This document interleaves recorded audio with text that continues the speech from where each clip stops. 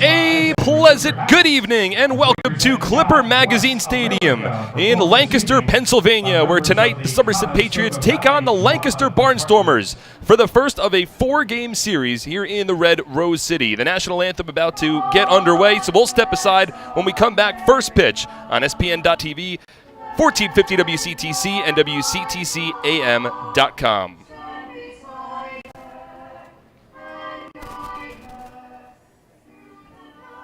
Are you ready for some family fun?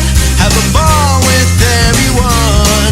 It's a slamming hit, come on and get patriotic. Today's presentation of Somerset Patriots Baseball is brought to you by Atlantic Health Systems, Brother, Diamond Nation, Flemington Car and Truck Country, Flemington Department Store, Fullerton Auto, Health Quest, Horizon Blue Cross Blue Shield of New Jersey Lottery, RWJ Barnabas Health, Valari Design, Northern New Jersey ROTC, T-Mobile, TD Bank. It's slamming it, come on, get patriotic.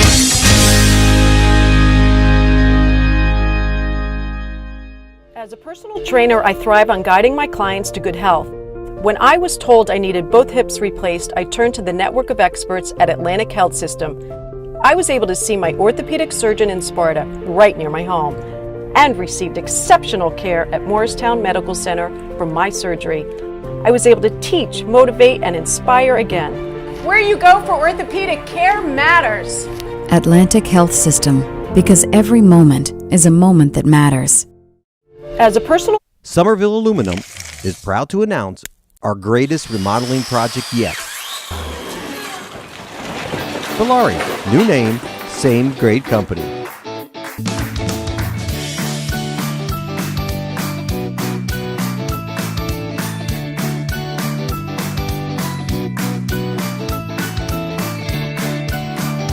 Valari, home remodeling since 1950. Visit ValariNJ.com to learn more today.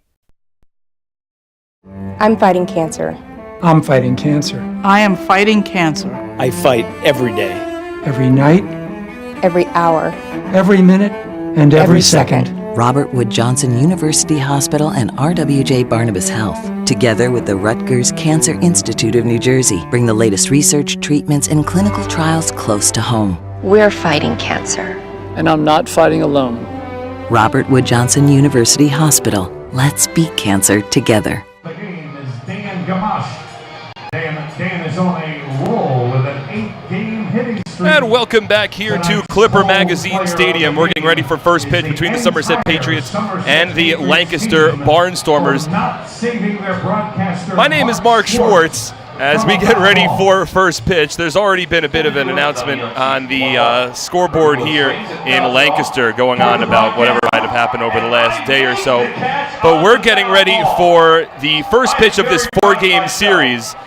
And right now it's the Patriots that are entering losers of their last 3 games, as they just dropped 3 in a row to the High Point Rutgers. But it's this Patriots team that has already gotten off to a good start, and and they're getting ready for a big 4-game series here against the Lancaster Barnstormers, certainly thrown off a little bit by what Lancaster just did on the field. But it's time now to go over the TD Bank starting lineup for your Somerset Patriots as we get ready for the top of the first inning.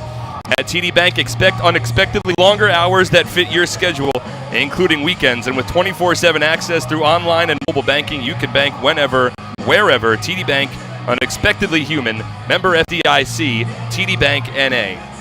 For the Patriots tonight, it is Craig Massey leading off at second base. Alfredo Rodriguez hits second. He's the shortstop. Ramon Flores in left field batting third. Edwin Espinal is the Raritan Building Services cleanup batter of the ballgame. Raritan Building Services, we don't cut corners, we clean them. Espinal also the starting first baseman tonight. Will Kenjer hits fifth. He's starting over at third base. Michael Ullman, the designated hitter, batting sixth. Ray Navarro hits seventh in right field. Batting eighth, Mike Francoso gets his first start of the season in center. And rounding up the order is Jovan Gonzalez. He hits ninth. He does the catching for the Patriots, and it will be David Kubiak on the mound tonight for Somerset. They will work against Jake McCasland.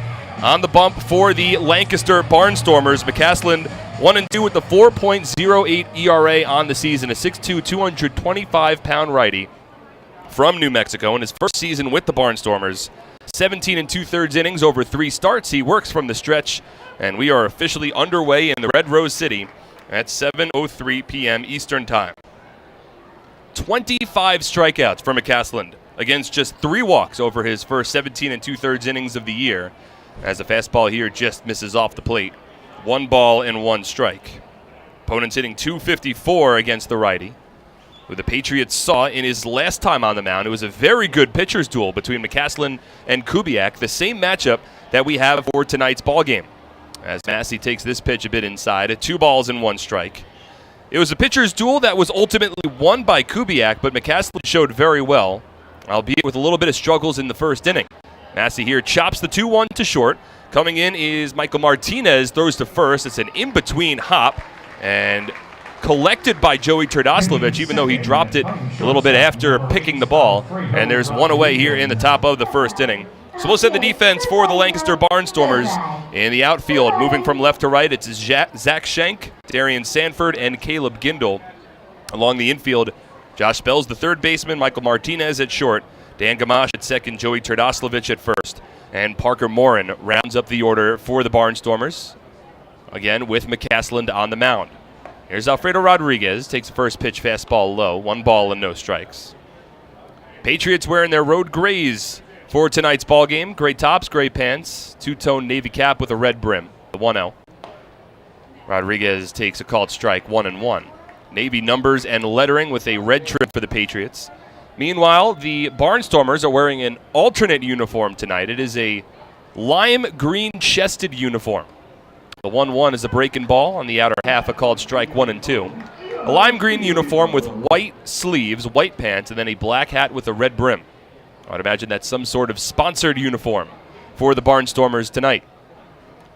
1-2 to Rodriguez. Checks his swing, a breaking ball taken off the plate, did not go around. 2 balls and 2 strikes. 1 out, nobody on. We're in the top of the first inning. We are scoreless in game 1 of this 4-game series. We've got a doubleheader coming our way on Sunday. 2-2 to Rodriguez. Swinging a chopper to short. 2-hopped, fielded by Martinez, the former Boston Red Sox, among other teams, and he completes the putout to first. And there's 2 6-3 putouts to begin tonight's ballgame. So 2 out, nobody on. That'll bring Ramon Flores to the plate. It is a comfortable evening here in South Central Pennsylvania. Game time temperature 79 degrees, mostly cloudy skies. Wind slightly blowing out towards right field. Little bit of overcast, but very much comfortable for a Friday night ball game. Left-hand hitting Ramon Flores steps to the plate, and the first pitch taken a little above the letters, 1 ball and no strikes. Our umpires, it's Bill Reuter calling balls and strikes behind home plate. Doug McFarling at first, and P.J. McConville at third. As Flores takes this fastball a little off the plate, 2 balls and no strikes. Flores, a former major leaguer in his own right, a .274 batter, no home runs, and 10 runs batted in. A slightly open stance from the left side of the plate. McCaslin, a righty, works from the stretch with nobody on. And the 2-0 crosses the inside corner. 2 balls and 1 strike.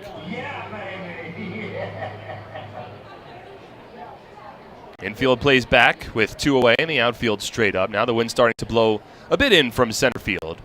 2-1 taken low and away. 3 balls and 1 strike. Somerset entering tonight's ball game 1 game behind the Long Island Ducks for first place in the Liberty Division with a 12-6 record. Meanwhile, the Barnstormers 7-11 on the year, 4.5 back in the Freedom Division, as Flores rips 1 foul into the Barnstormers bullpen down the right field line. The stands here at Clipper Magazine Stadium wrap in about halfway down both the right field and left field lines, providing fans a bit of a better angle to watch the majority of the action along the infield. There's a short porch in right, left field and left center, deepest part of the ballpark with a grass berm beyond the fencing. 3-1 to Flores. Swinging a line drive back up middle, and it is intercepted by Michael Martinez just at the edge of the outfield grass. That retires the side. No runs, no hits, no errors, and nobody is left on base. To the bottom of the first, scoreless on SPN.TV, 1450 WCTC and WCTCAM.com. It's time to celebrate with a birthday party at a Somerset Patriots game. Introducing our exclusive Domino's All-Star birthday packages for the upcoming season. Got a kid you want to have remember a special birthday for years to come? Well, the Patriots have 3 different kid-specific birthday packages that'll make their next birthday the most memorable one yet. Book a party package and upper box seating, enjoy an all-you-can-eat barbecue buffet in the NJM picnic area, or elevate your party into a fun-themed private suite uniquely designed for kids. Every Patriots party also comes with a crowd rendition of Happy Birthday with the birthday child on the field, a birthday t-shirt, an autographed baseball, and birthday invitations. Contact our group sales department for more information on how to celebrate a birthday in style today. Nothing is more important than your child's education. The Somerset County Education Association represents the public school employees that make your child's education possible. This includes more than 7,000 teachers, paraprofessionals, bus drivers, nurses, custodians, secretaries, and other outstanding education support professionals. Visit www.sceanj.org for more information. Together, we can prepare our children for the future.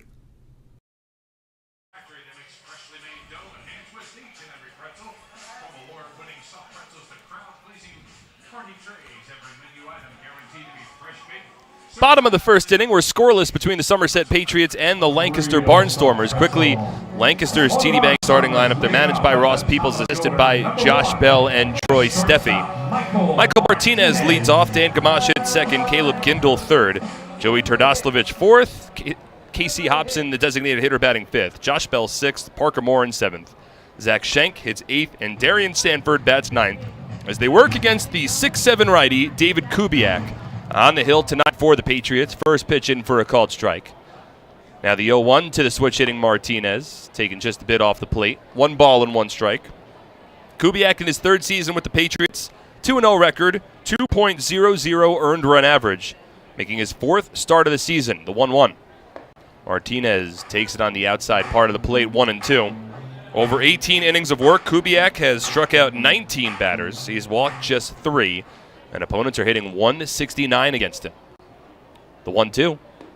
Changeup just taken a little outside. 2 balls and 2 strikes. Kubiak coming off of not even an argument. His best start of the season. Spoke with him his last time out. Said that everything was working for him. The 2-2. Changeup taken low. 3 balls and 2 strikes. His last time out was against this very same Barnstormers team, over which he allowed just 1 run over 7 innings of work, including double-digit strikeouts. 3-2. Strike 3 called, and Martinez knew it. 1 away in the bottom of the first inning. So the defense for the Patriots tonight: in the outfield, Ramon Flores is in left, Mike Francoso in center, Ray Navarro in right. Along the infield, Will Kengers, the third baseman, Alfredo Rodriguez at short, Craig Massey at second, Edwin Espinal is at first. Meanwhile, it's Jovan Gonzalez doing the catching. Normal battery mate for David Kubiak on the mound. From the windup here, first pitch from Kubiak is a fastball in for a called strike, 0-1. And looking at the catcher right now, doesn't look like the catcher for the Patriots is wearing number 4. It looks like that could be number 20, in which case it would be Gabriel Bracamonte. As a breaking ball here from Kubiak curls its way in for a called strike, 0-2. I'll try to see if I could peer into the Patriots dugout to see where exactly Jovan Gonzalez is, if that is not Jovan Gonzalez behind home plate wearing Bracamonte's uniform. The 0-2. Swing and a miss, strike 3. Kubiak has struck out the first 2 batters he's faced. 2 out, nobody on. And here comes Caleb Gindel. So Kubiak picking up from where he left off his last time against this Barnstormers team. He allowed just 1 hit over those 7 innings. Again, 11 strikeouts. In fact, he retired 21 of the final 22 batters he faced. First pitch to Caleb Gindel taken low. 1 ball and no strikes. That included 20 straight outs recorded in that ballgame without allowing a hit, the 1-0. Gindel way out in front of a changeup. 1 ball and 1 strike. The only player that got a hit off of Kubiak was the second batter of the ballgame for the Barnstormers. After that, he did not allow a hit through the remainder of the evening. The 1-1. Gindel takes another changeup low. 2 balls and a strike. In fact, after Kubiak left the ballgame, it was both Luis Cruz and Mike Antonini that would finish off a combined 1-hitter. The 2-1. This one on the low outside corner. Called strike 2-2. Pitcher's pitch there from Kubiak. So the count runs even against the left-handed hitting Caleb Gindel from the windup. Here's the 2-2. Swung on and tomahawked foul. Kubiak elevated the fastball, came a little up and in to the power-hitting lefty. And Gindel was able to get a piece of it and foul it off over the screen and out of play. Still 2 balls and 2 strikes with 2 out, nobody on in the bottom of the first inning. Here's the pitch from Kubiak. Gindel swings and chops this one foul down the first base line, and Gindel able to stay alive. It's been a strong start to the season for Caleb Gindel, a .304 batting average with 3 home runs and 16 runs batted in. A slightly open stance. Here is the 2-2. Changeup, taken low, blocked behind home plate. That'll run the count full to 3-2. Patriots went down 1-2-3 against Jake McCasland in the top of the first inning. Kubiak hoping to return serve here. Wind has died down. Infield plays back. Remember, there's that short porch in right field. Here's the 3-2. Gindel takes low, ball 4. So Kubiak was ahead in the count, but Gindel fouls off a couple of tough pitches and ultimately draws a free pass. Just the 4th allowed by Kubiak this season. And it's about base runner for the Barnstormers at the bottom of the first inning. So here comes a former major leaguer, Joey Turdoslavich, a switch hitter batting from the left side here.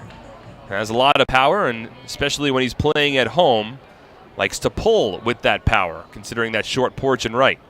First pitch from Kubiak, a fastball down the middle, a called strike, 0-1.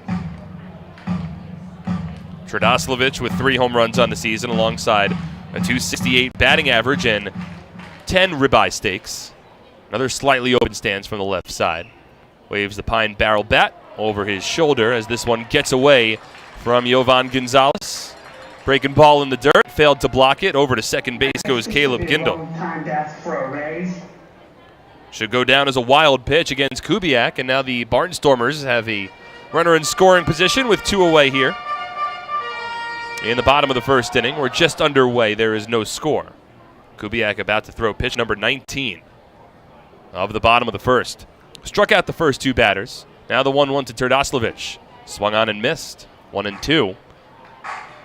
Kubiak also already with a heavy dose of changeups in this ballgame. He credited a lot of his success in his last start to that changeup. Said he was able to use that pitch to sort of set up everything else in his repertoire, namely that strikeout curveball, the 1-2. Swing and a miss, strike 3. Kubiak strikes out the side in the bottom of the first inning, sets down Turdoslavich on a fastball. No runs for the Barnstormers, no hits, no errors, and 1 runner is left on base. Through 1, we're scoreless on SPN.TV, 1450 WCTC and WCTCAM.com. At Flemington Car and Truck Country, we've been satisfying customers for over 40 years, providing selection. With 16 manufacturer brands plus over 500 available certified pre-owned vehicles. Convenience. With all our dealerships located on Route 202 and 31 in Flemington. And satisfaction. With positive reviews praising our business model every day. We'll never take our customers for granted. Flemington Car and Truck Country. Every day, we're here for you. Happy with this year's tax refund? Probably not. Well, Flemington Department Store can't change the tax law, but can make things less taxing by crediting you double the sales tax on most top-quality brand sofas, chairs, recliners, bedroom and dining room sets, proudly showcased in Central Jersey's largest showroom. That's right, Flemington is paying your sales tax plus giving you a matching credit when you buy furniture, plus free delivery. The double sales tax credit event is going on now, only at Flemington Department Store. To localflavor.com and find huge savings just waiting to be clicked on. Clipper Magazine and localflavor.com, the sun never sets on savings. Top of the second inning, presented by Gunn Mallory, the upside of insurance. It's more than an idea, it's a promise. Whether you need personal insurance, business insurance, or employee benefits, their educated agents provide the upside of insurance every time. Get a free quote online at gunmallory.com. Looking for a great deal on a car? You'll score big savings at your Tri-State Ford dealer, proud sponsor of Somerset Patriots baseball. Hey fans, all season long, the Patriots have teamed up with AARP New Jersey to offer its members discounted tickets to every Sunday home game.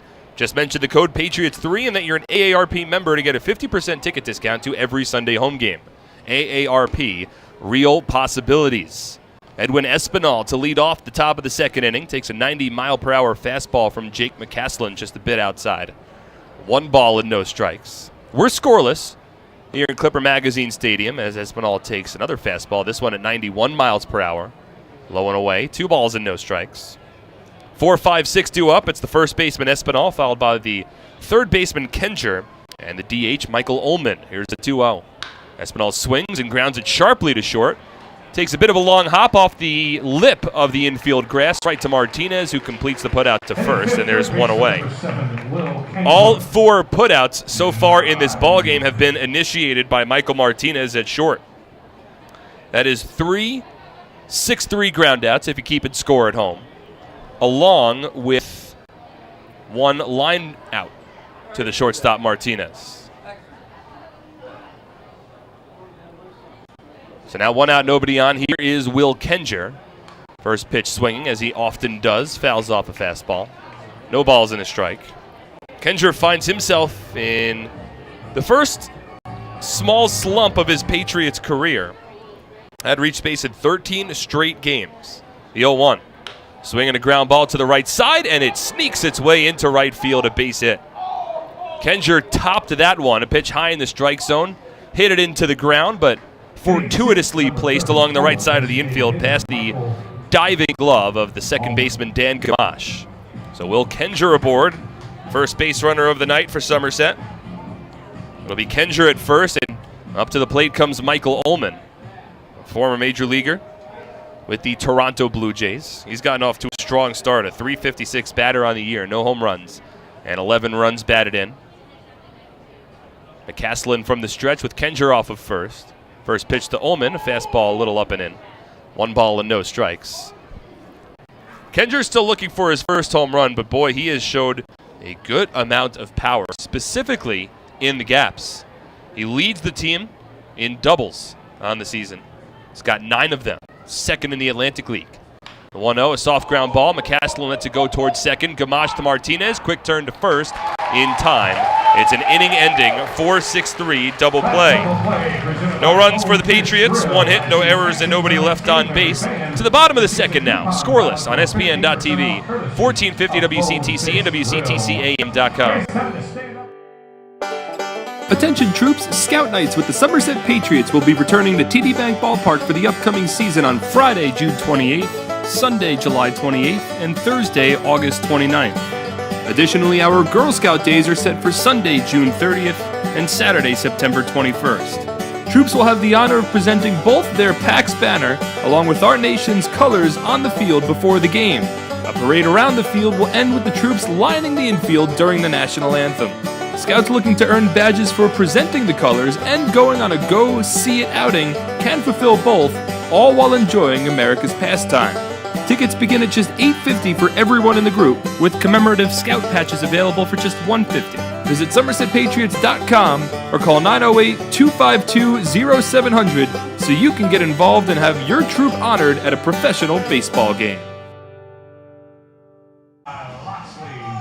Located on Centerville Road. Bottom of the second inning, sponsored by the newly reimagined Holiday Inn Lancaster and the Imperial. Stay, dine, and celebrate in the heart of downtown Lancaster. For the Barnstormers leading off the inning and batting fifth, the designated hitter number 18, K.C. Hobson.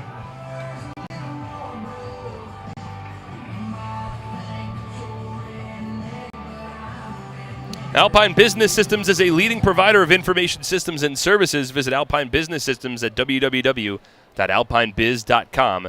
Alpine Business Systems, the official IT provider of the Somerset Patriots.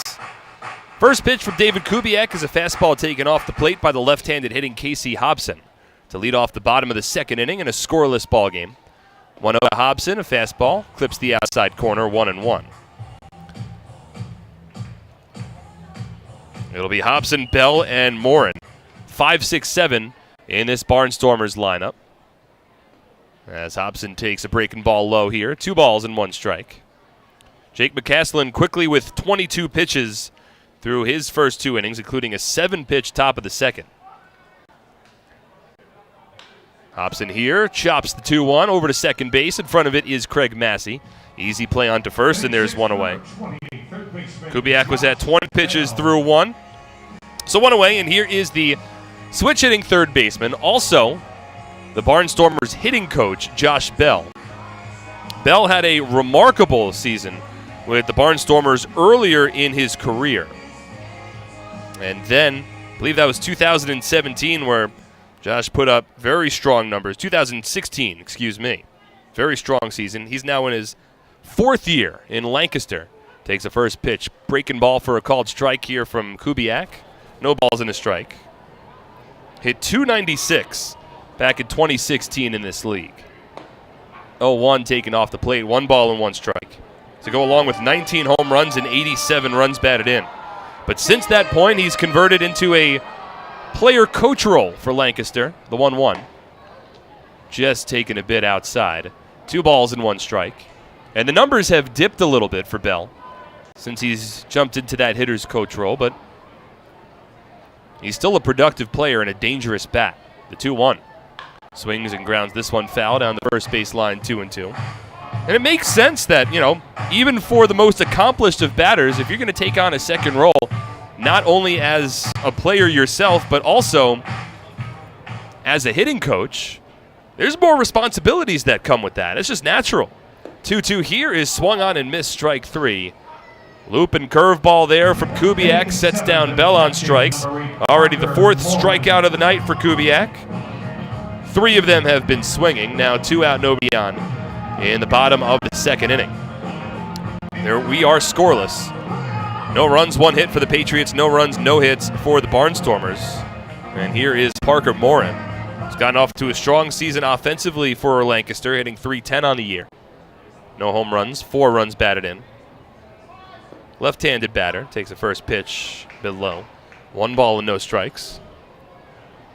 Normally Anderson De La Rosa has been behind home plate for Lancaster, but he actually didn't make the last Lancaster trip. He is in attendance tonight, however.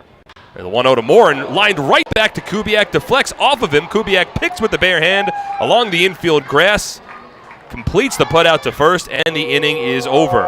Hopefully Kubiak's all right as he jogs quickly back to Somerset's dugout, rather.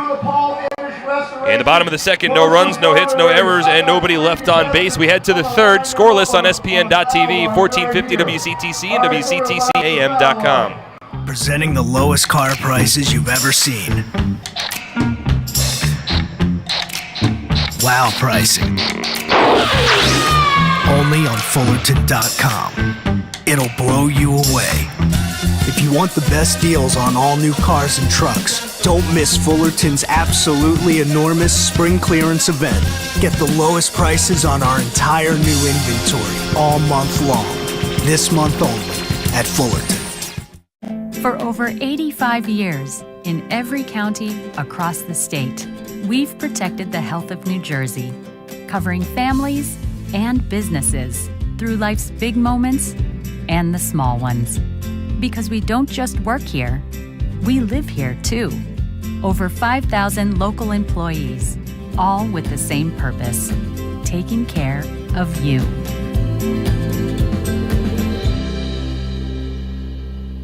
Partner for all of your heating and cooling needs, from propane, heating oil, natural gas to equipment installation. With neighborly service and hometown values, it's why Rhodes Energy has become a trusted energy partner for thousands of customers throughout Lancaster and Chester counties for the past 100 years. Rhodes Energy.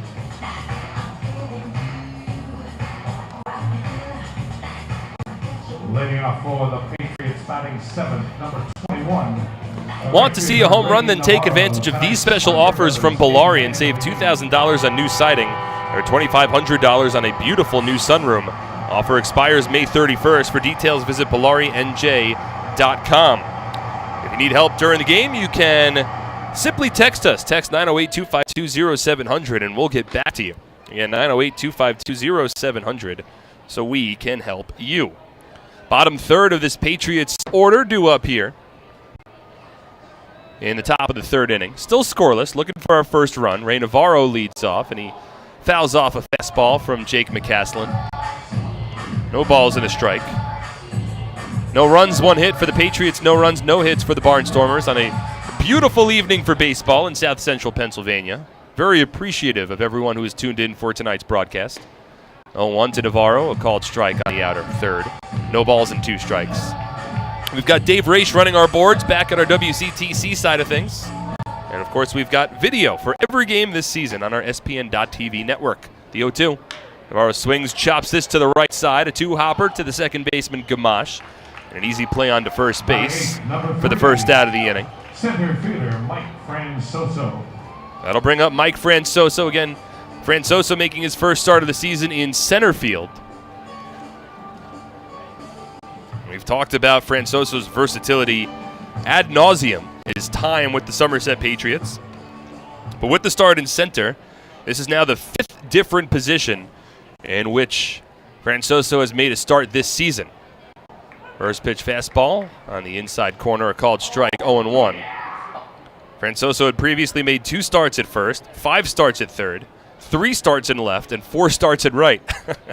The 0-1 drops in a called strike, 0-2. It's remarkable, Francoso's ability to play all of these different positions. And that's a pretty even split there between third, left, and right. The 0-2 takes a breaking ball low. Good eye there from Francoso. Lays off the 81-mile-per-hour curveball. Mike had a double in his last at-bat, last game. Went 1 for 3 in that Patriot loss. The 1-2, taken low again. 2 balls and 2 strikes. This is a Patriots offense that has really been held in check over the last 4 games. You can even go back 5 games, honestly, to the last time they faced McCaslin. Long stretch here, 2-2 on its way. Swinging a ground ball, sharply hit to first. Gobbled up by Joey Turdoslavich. And he takes it himself to the bag. There's quickly 2 away.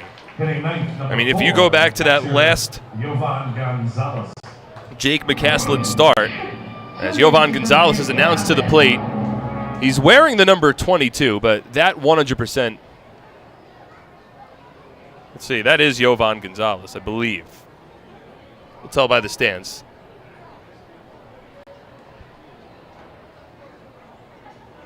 Yeah, that's Yovan. First pitch fastball here, taken off the plate. Nope, it's a called strike, excuse me. It's an 0-1 count. But look, the last time that the Patriots had that matchup between Kubiak and McCaslin, McCaslin pitched well. Fastball here, taken low. 1 ball and 1 strike.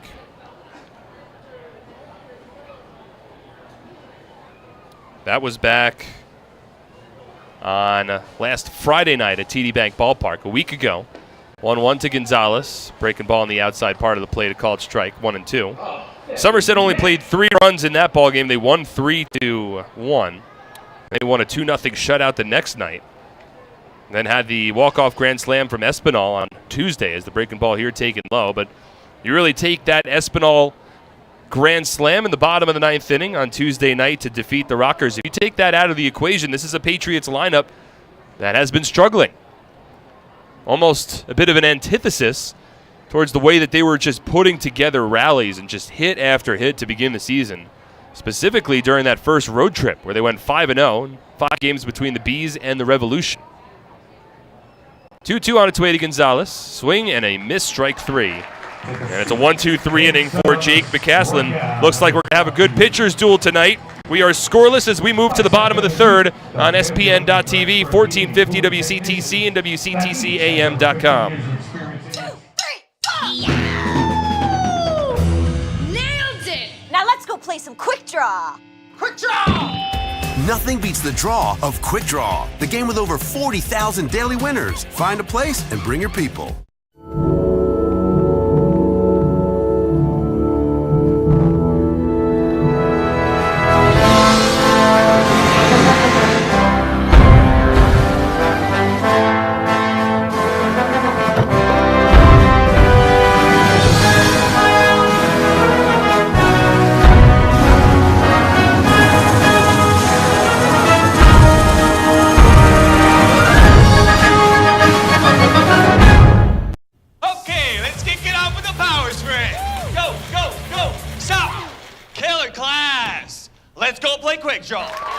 Nothing beats the draw of Quick Draw. A $1 bet could win up to $100,000. Find a place and bring your people. And good job from Smile Builders in What Makes You Smile.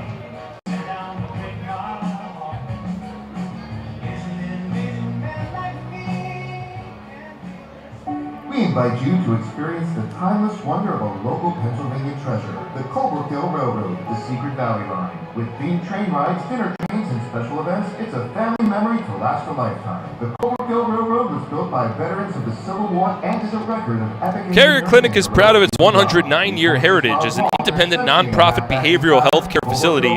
We depend on the support of our community. Thank you for your generous support. Gifts made to Carrier Clinic are tax deductible. For more information on making a donation to Carrier Clinic, please visit our website at www.carrierclinic.org. And looking for a new car? Hit a home run with all the great deals available now at your Tri-State Ford dealer, proud sponsor of Somerset Patriots baseball. Zach Schenk to lead off the home half of the third inning. A first pitch strike from David Kubiak. Good to see that Kubiak's back on the mound after getting hit by a line drive in the bottom of the second inning. 0-1 to the righty Schenk, a called strike, 0-2. So it's Schenk, Sanford, and Martinez, 8-9-1 in the Barnstormers order. We are scoreless in the bottom of the third inning. Game 1 of a 4-game set in the Red Rose City. 0-2. Check swing. Did he go around? He did not. As the breaking ball got behind Jovan Gonzalez through the wickets, and it rolled to the backstop. 1-2. The sun beginning to set at Clipper Magazine Stadium, and it is not being shielded by clouds, which means it very much makes its presence known beyond the left field fence. The 1-2. Breaking ball, scooped out down the left field line, foul towards the grass berm area, and out of play. The way that this ballpark is configured, the sun sets behind the really just enormous scoreboard over in left field. So sometimes it can play a role in a game. We'll see if it does here. The 1-2. Soft chopper down the third base line. Kendrick charges in, fields with the glove, transfers to the hand, and Schenk beats it out. That was a slow roller down the third base line. A tough chance for Kendrick. He fielded it well, but might have needed to use just the bare hand to try to get the speedy Schenk off at first.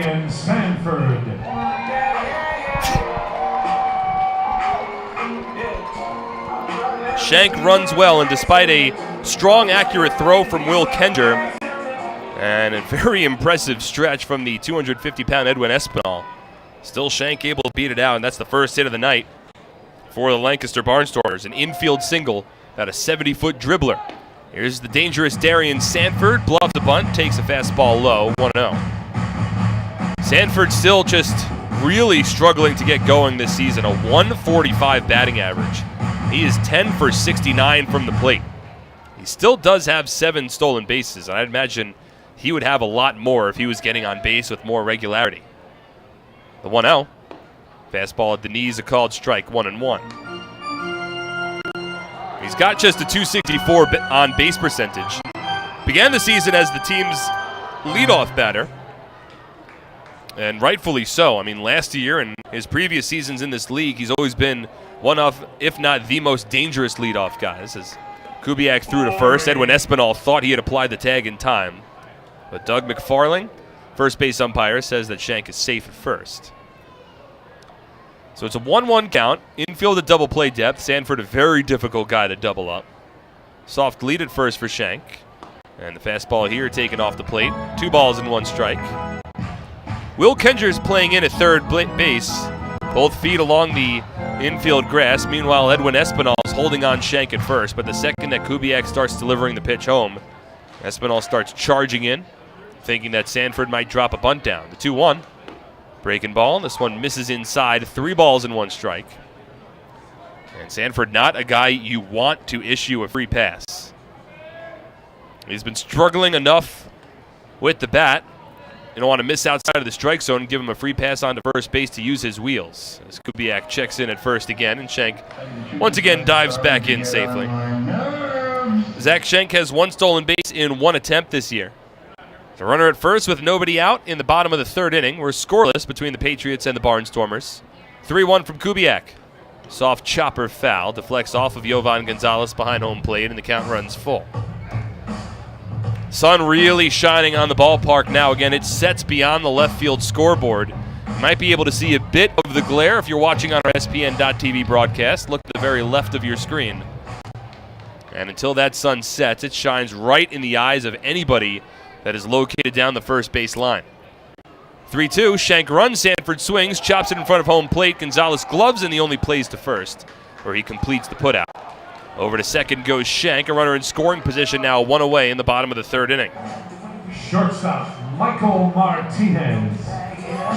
Well, Sanford just trying to chop at that pitch. He did so successfully and only went about maybe 5 feet or so in front of home plate before Gonzalez gloved it.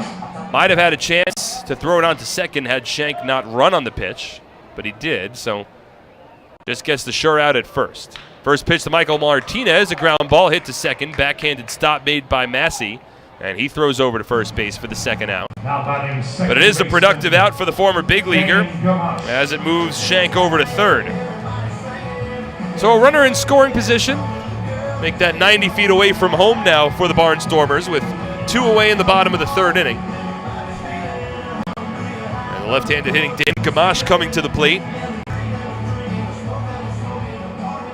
Gamache had a very strong series against the Patriots. First time these two teams met over at TD Bank Ballpark. Kubiak from the windup here. First pitch is a breaking ball low and a nice block made by Gonzalez. That ball gets away from him. Likely see Shank trying to race his way home from third base. And instead it's just a 1-0 count to the lefty. Gamache went 6 for 13 from the plate in the first series between these two teams. 1-0 here, taken low and in. 2 balls and no strikes. That included the only hit against David Kubiak in that last Friday start. Had a solo home run in the top of the first inning, and that was it against the righty. Here's the 2-0. Takes a fastball low here, 3 balls and no strikes, and maybe Kubiak pitching a little conservatively here to Gamache, knowing that he got him at least once the last time these two guys met. Kubiak did strike out Gamache swinging back in the bottom of the first inning tonight, however. Here's the 3-0. Down the middle, a called strike, 3-1. Caleb Gindel awaiting on deck. It was Zach Shank who led off the inning with a 70-foot infield single, a chopper down the third base line. He's now off of third. Here's the 3-1. Swing and a miss. Change up there from Kubiak. Got Gamache out in front. That pitch was ball 4. Would have missed low, was close to the right-handed batter's box, but Gamache chased. Now a full count. Infield back, outfield slightly shifted. At least the center fielder, Francoso, slightly shifted towards left center field. Here's the 3-2. Breaking ball, low and in, ball 4. Kubiak wanted Gamache to chase that one out of the strike zone, and Gamache kept the bat on his shoulders. So that's the second walk allowed by Kubiak tonight. Now runners on the corners with 2 away, and here's Caleb Gindel, team leader in runs batted in.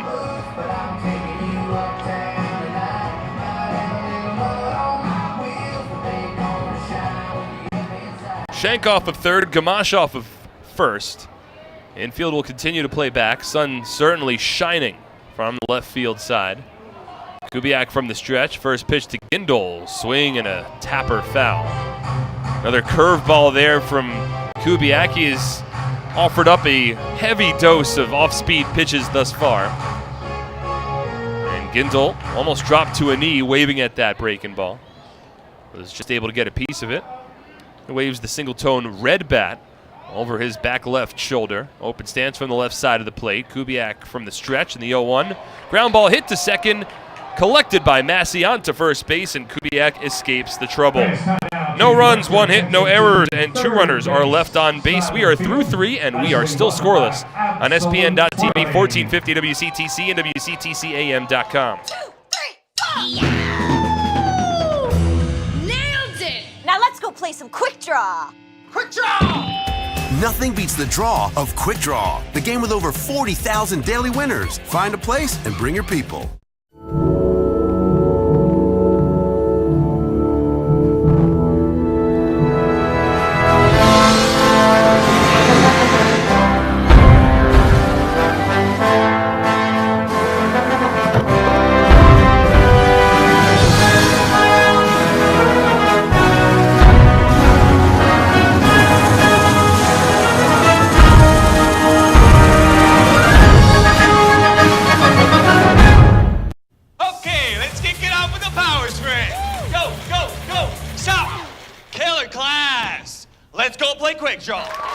Nothing beats the draw of Quick Draw. A $1 bet could win up to $100,000. Find a place and bring your people.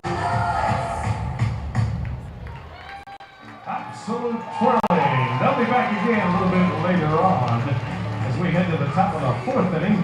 Presented by BrainYourself.com, the most comprehensive platform to help you clean up, improve, and protect how you look online. With offices located in the heart of Lancaster, Brain Yourself offers tools and services to help you improve the search results for your name, build a positive personal brand, clean up social media, protect your private information on the web, and more. Hey kids, would you like to have an ice cream party, receive exclusive Somerset Sluggers merchandise and tickets to games, and become a member of the Somerset Sluggers Kids Club? It's only $15, and you can receive tickets to 6 games and join in on 3 exclusive VIP experiences. Visit our Somerset Sluggers page at somersetpatriots.com for more information. Patriots would like to thank Children's Specialized Hospital for their support of our Somerset Sluggers Kids Club. Craig Massey to lead off in the top of the 4th inning. His first pitch taken a bit outside, 1 ball and no strikes. My name's Mark Schwartz. Thank you so much for tuning in for today's broadcast. Dave Raish is running our boards back at our WCTC studios. The 1-0 taken off the plate here by Massey, 2 balls and no strikes. No runs on a hit for the Patriots. No runs on a hit for the Barnstormers. We're back to the top of the order. Jake McCaslin has faced the minimum through 3. 0-1. Massey takes a called strike. 2 balls and a strike now. Somerset has had just 1 base runner. They got a 1-out base hit from Will Kenger back in the 2nd inning. But then Michael Ullman grounded into an inning-ending double play. 2-1 to Massey, taken low. 3 balls and a strike. Massey doing well there to track that pitch from McCaslin, as he followed the pitch off of his right hand and stared with it with his eyes all the way back and followed it a little under the strike zone. 3-1 called strike on the outside corner. So 3 balls and 2 strikes to the second-year Patriot. Reigning Atlantic League batting champ. Beat out Jordani Valdespin by 1/1000th of a point. 3-2. Swinging a soft ground ball to third. It bounces off the glove of Josh Bell, and it ricochets into left field. Bell had to drop to his backside, diving a bit to his left. Wasn't able to come up with the play cleanly. Certainly a base hit there for Craig Massey. Second hit of the night for the Patriots, and a leadoff runner aboard here in the top of the 4th inning. We'll see how aggressive Craig Massey wants to get along the base paths here. 3 for 6 in stolen base attempts on the season. He'll be held on at first by Joey Turdoslavich. Alfredo Rodriguez at the plate, and McCaslin will throw over. Maybe listening to this broadcast. Maybe he's got an earpiece, and he's tuned in to the sultry sounds that I am putting forth over the airwaves. First pitch to Alfredo Rodriguez is swung on and driven to deep left field. Shank back towards the warning track. It is one-hopping off the fence. Massey over to third. He's going to be waved home. Relay throw from Martinez to the plate. It is offline, deflects off of Massey, and rolls down the first base line. Massey safe. Rodriguez over to third, and the Patriots take a 1-0 lead in the top of the 4th inning. Left fielder Ramon Flores. Left field is deep. It is deep here at Clipper Magazine Stadium. And Alfredo Rodriguez got all of that one. It one-hopped against the wall, and Massey was able to race all the way around from first base. Likely be ruled a double. Either way, it's a run batted in for Alfredo Rodriguez. The Patriots have taken the lead here. And now Ramon Flores to the plate. Corner infielders play in. Middle infield halfway. First pitch to Flores. Swung on and ripped down the right field line, a base hit. It scores Rodriguez from third. Flores hustled around first base, and he cruises into second base standing with an RBI double, make it a 2-0 Patriots lead in the top of the 4th. Back-to-back run-scoring extra base hits. First a double from Alfredo Rodriguez, now a double from Ramon Flores. And Somerset jumping on McCaslin here in the top of the 4th inning. 2 runs home, now a runner at second, still nobody out. Up to the plate comes the heavy swinging Edwin Espinal. Put everything he's got into every swing that he has. He's got Flores in scoring position. Now 4 hits on the night for the Patriots. First one to Espinal, takes a fastball a bit low, 1 ball and no strikes. So Massey led off with a base hit to left. Rodriguez One hopped, a deep fly ball against the left field fence to score Massey from first. And now Ramon Flores rips a double down the right field line. So Edwin Espinal at the plate, the 1-0. Taken low. 2 balls and no strikes. Well, sometimes for players it takes a while to have that signature moment that can ingratiate you towards your fan base. For Espinal, it only took 2 games. Hit that walk-off grand slam on Tuesday night against the Rockers to complete a 5-run comeback in the bottom of the 9th inning. Here's the 2-0. Swing and a miss. Chase one in the dirt. 91-mile-per-hour fastball from McCaslin. Espinal might have gotten a piece of it, but certainly a pitch that he wishes he got back. Likely would have laid off had he had another opportunity. So it's a 2-1 count to the former Detroit Tiger farmhand. Spent 100 games with AAA Toledo last year. Patriots very happy to have him aboard this season. Flores off of second. McCaslin from the stretch, the 2-1. Swung on and missed. McCaslin dialing up for a 93-mile-per-hour heater there. Beat Espinal in a big swing and a miss. And the count runs even to 2 balls and 2 strikes. Couple of runs home here in the top of the 4th inning. Patriots leading 2-0. Left side of the infield plays back. Outfield deep, respecting Espinal's power, the 2-2. Swinging a ground ball to the right side. 2-hopped, fielded by Dan Gamache. He'll throw on to first, but a productive out there for Espinal. At the very least, what he's able to do is move Ramon Flores over to third. Now it sets up an opportunity where a wild pitch, a ground ball, a pass ball, a sac fly. A lot of different combinations and permutations that could score Ramon Flores from third base. Espinal now 0 for 2. Will Kenger steps in, and the Barnstormers are going to bring their infield all the way in here with 1 out in the top of the 4th inning. First pitch to Kenger, sliced foul off the sweet level here at Clipper Magazine Stadium down the third base line. No balls and a strike. Kenger had the first hit of the ball game, a ground ball base hit through the right side of the infield back in the 2nd inning. Broke up a stretch of 0 for 7 from the plate. Now the 0-1. Fist this one foul as McCaslin came up and in. Kenger falls behind 0-2. Kenger's job here is to at least put the ball in play. With the infield drawn in, even if you hit the ball on the ground, you never know what could happen. Get the ball in the air. Flores has dropped 30 pounds over the offseason. He's got some wheels on him this year. Glenn Barker's aggressive. I'm sure he'd send him home. The 0-2. Kenger swings and fouls it off again. Kenger entering with a .400 batting average on the season. He likely wasn't going to be hitting close to .500 all season long, so regressing just a bit. But right now he's 2nd in the Atlantic League in hitting, 2nd in on-base percentage, 4th in OPS.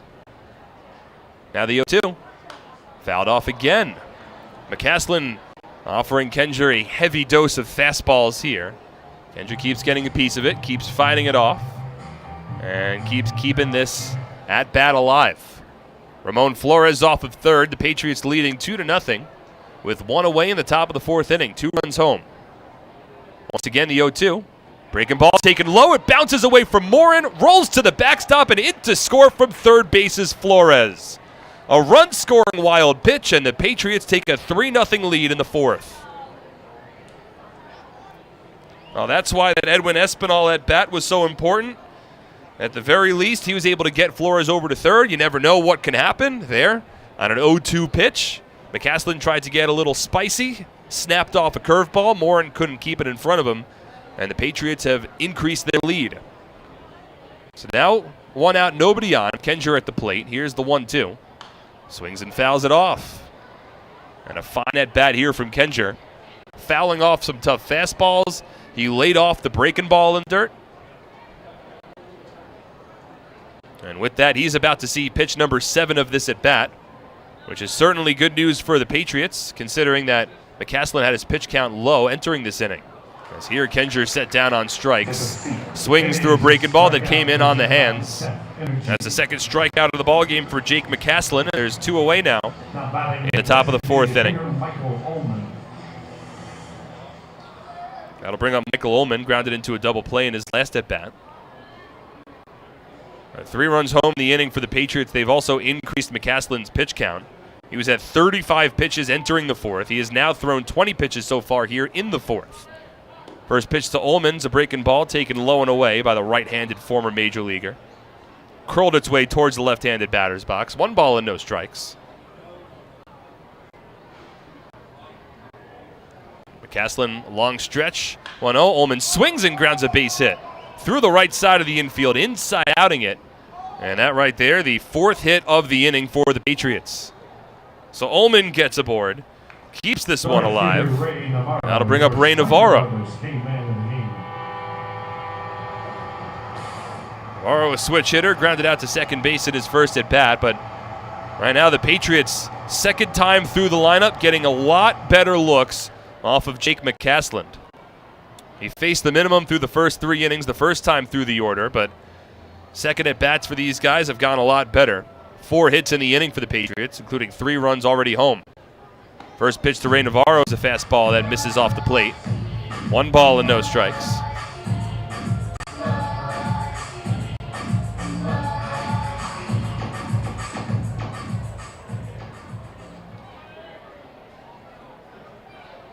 Soft lead at first base for Michael Ullman. 1-0. Navarro swings and lifts it foul down the right field line. Towards the new sort of beer garden area they have down there. It's actually a really cool area. I've gotten a chance to go down there a couple of times. It's a foul ball. So it's a 1-1 count. But that they've got some craft beers down there. I got pierogies down there once. Some cool little bar seating tables. The 1-1. Navarro takes a called strike, 1-2. I got a good amount of people down there tonight also. Got a little bit of like an exposed silo look with some cool little lights hanging. Really nice area. Very nice area to watch a ball game. 3-0 the Patriots lead. A runner at first. Here's the 1-2. Navarro swings and fouled it off to the backstop. I have that cool little bar area with a wall of beer taps down in that right field corner that extends seamlessly into their picnic patio beyond the short porch past the right field fence. The 1-2. Navarro swings and lifts it foul once again out in front of it. Pulls it towards that beer garden. Certainly tantalizing when you come into this ballpark to try to target that right field porch. And anytime the ball's in the air, you certainly have to get ready for it. 300 down the line, according to the signs here, but talk to people, don't think it's that far. Navarro grounds this one to the right side. In front of it is Gamache. Soft toss onto first, and the inning is over. But the damage done by the Patriots. 3 runs score on 4 hits. No errors, 1 runner left on base. Somerset leads 3-0. We move to the bottom of the 4th on SPN.TV, 1450 WCTC, and WCTCAM.com. I'm fighting cancer. I'm fighting cancer. I am fighting cancer. I fight every day. Every night. Every hour. Every minute. And every second. Robert Wood Johnson University Hospital and RWJ Barnabas Health, together with the Rutgers Cancer Institute of New Jersey, bring the latest research, treatments, and clinical trials close to home. We're fighting cancer. And I'm not fighting alone. Robert Wood Johnson University Hospital. Let's beat cancer together. Nothing is more important than your child's education. The Somerset County Education Association represents the public school employees that make your child's education possible. This includes more than 7,000 teachers, paraprofessionals, bus drivers, nurses, custodians, secretaries, and other outstanding education support professionals. Visit www.sceanj.org for more information. Together, we can prepare our children for the future.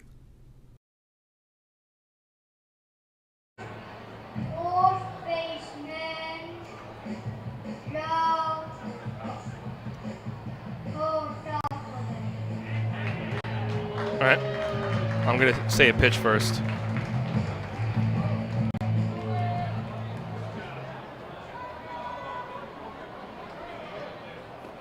Oh.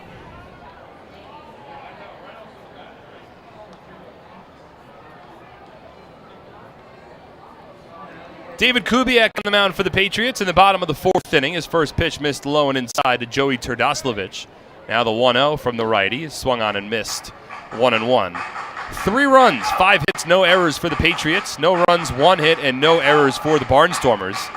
As Somerset has jumped in front here. Game 1 of this 4-game series. The 1-1. Turdoslavich swings and lines a base hit to right center field. Ranging into the gap is Ray Navarro. Collects and holds Turdoslavich to first base, but the second hit of the ball game here for the Barnstormers. Meanwhile, the wind is picking up, blowing a little in from center field towards the first base bag.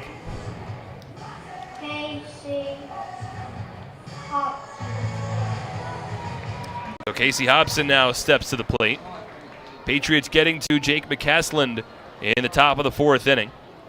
He's now at 63 pitches on the ball game, almost doubling his pitch count in that 1 inning alone. First pitch to Hobson. Fastball outside. 1 ball and no strikes. Patriots would love to put a shift on here against KC, but they can't with the new rules. So Alfredo Rodriguez about as close to the second base bag as he can. Big gap on the left side of the infield. 1-0. Swing and a miss. Chase change up in the dirt. Hobson rolls his eyes and sort of tilts his head back immediately after that swing and a miss. 1 ball and 1 strike. In fact, with the new rules, Clipper Magazine Stadium actually has a slightly different setup than TD Bank Ballpark. It's easier to see their markers along the infield. 1-1 here, a fastball taken outside. 2 balls and 1 strikes. It looks like they have bright orange, almost like really, really small cones that are physical markers along the infield here to show where you can or cannot stand to apply a shift. As Hobson lays off a fastball a little high, 3 balls and 1 strike. The Patriots, they use sort of a red kind of flary looking thing that's otherwise used as a marker for the moorings of bases. But here it's an orange sort of marker that certainly stands out a little bit more. 3-1. Hobson swings and lifts it. Foul territory, third base side. Kenja ranges over, makes the catch. Holding at first base is Turdoslavich, and there's 1 away in the bottom of the fourth inning. Diamond Nation, located in Flemington, New Jersey, is the premier baseball and softball facility in the Northeast and is home to the Jack Cuss Baseball and Jenny Finch Softball Academies. Visit us at diamondnation.com today. Here's Josh Bell, struck out swinging in his first at-bat. Kubiak now through 3 1/3 innings. Has allowed 2 hits, 2 walks, has struck out 4, has yet to allow a run. First pitch to Bell, a fastball up and away, 1 ball and no strikes. Well, this isn't our only Atlantic League game tonight. Of course, it's a Friday night. Everyone wants to play on a Friday night. Get some of your best attended ball games on Friday nights. 3 other games in the Atlantic League underway. We'll get to those in a moment. Turdoslavich off of first, 1-0 to Bell, a called strike at the letters, 1-1. Bottom of the 5th inning. Back in Central Islip, Long Island, it's the Ducks in front of the New Britain Bees, 4-1. Sean Nolan, who's already 2-0 on the season, he's on the hill for Long Island, pitching well once again. 1-1 to Bell. Turdoslavich takes off. This one swung on and grounded to second. Massey fielded it, thought about throwing to second base. Instead, with Turdoslavich running, he didn't have a play, so he thought better of it and got the sure out at first base. 2 away now in the bottom of the 4th. Meanwhile, Turdoslavich thought that he was going to have to break up a double play, so he went hard into second and took out the Patriots shortstop Alfredo Rodriguez, even though there was no play there. Massey almost sidearmed and kind of shuffled the ball towards Rodriguez, but probably wouldn't have gotten him out. Ultimately, the right decision there for Massey, especially considering the Patriots lead by 3. So it's a 4-3 putout. Turdoslavich in scoring position. And now Parker Morin steps in. 0 for 1 today. First pitch, curveball outside. 1 ball and no strikes. Morin lined one right back to Kubiak in his first at bat. David might have gotten a bit of his glove on it, but certainly wore the most of that line drive, but was able to collect the ball along the infield and complete the putout. 1-0. Another breaking ball, misses outside at 2 balls and no strikes. 3 runs, 5 hits, no errors for the Patriots. No runs, 2 hits, and no errors for the Barnstormers. Somerset plating 3 runs in the top of the 4th inning. RBI doubles from Alfredo Rodriguez and Ramon Flores. 2-0 fastball in for a called strike. 2-1. Sun is now mostly set at Clipper Magazine Stadium, so the lights are starting to take a little more dominance. Infield back with 2 out. 2-1 to Morin. Left-handed hitting catcher fouls it off. Down the third base line, 2-2. This is an important inning for Kubiak. He said in his last start, after the Patriots gave him 2 runs in the bottom of the first inning, his most important inning of the ball game was the very next one to keep the Barnstormers off the scoreboard.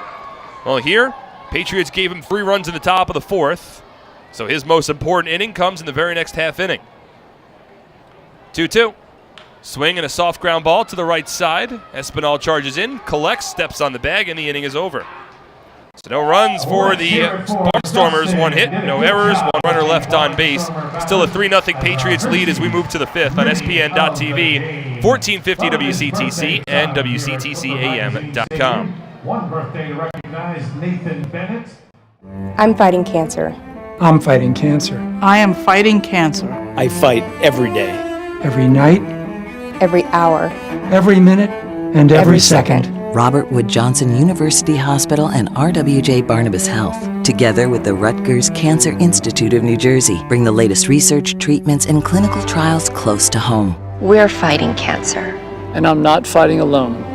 Robert Wood Johnson University Hospital. Let's beat cancer together. Nothing is more important than your child's education. The Somerset County Education Association represents the public school employees that make your child's education possible. This includes more than 7,000 teachers, paraprofessionals, bus drivers, nurses, custodians, secretaries, and other outstanding education support professionals. Visit www.sceanj.org for more information. Together, we can prepare our children for the future.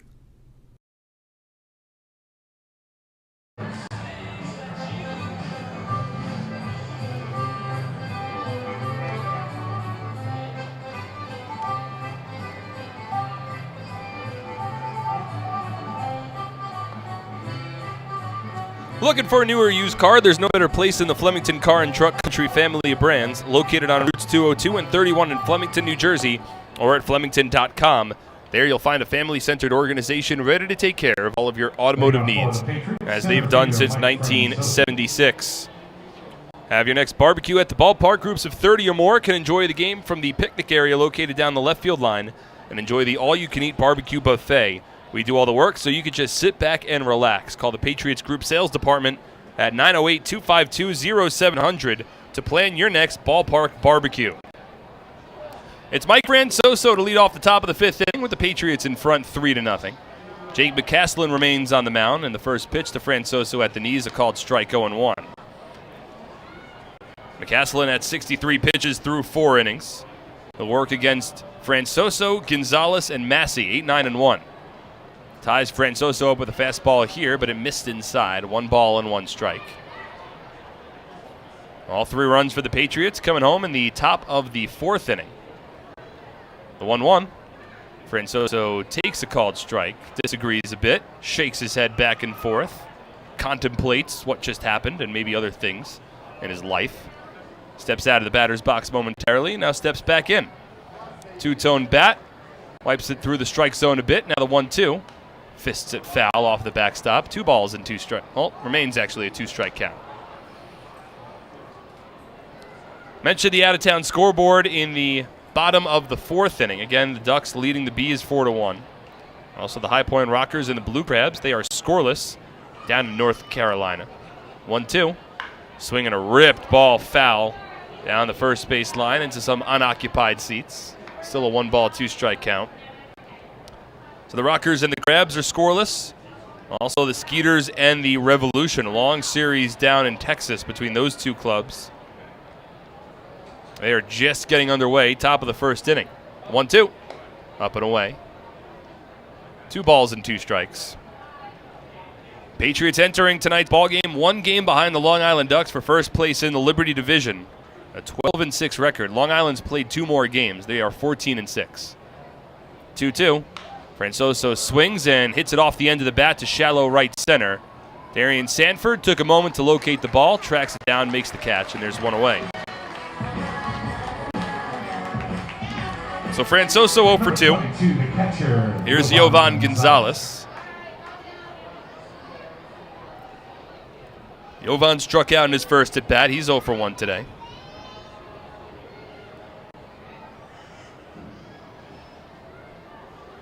Infield back, outfield straight up. Wind still blowing in. Decent amount of pace from center field as Gonzalez takes the first pitch, strike 0-1. So the Patriots are in second place in the Liberty Division, but High Point Rockers, they're in third. They've played 2 more games than the Patriots as well.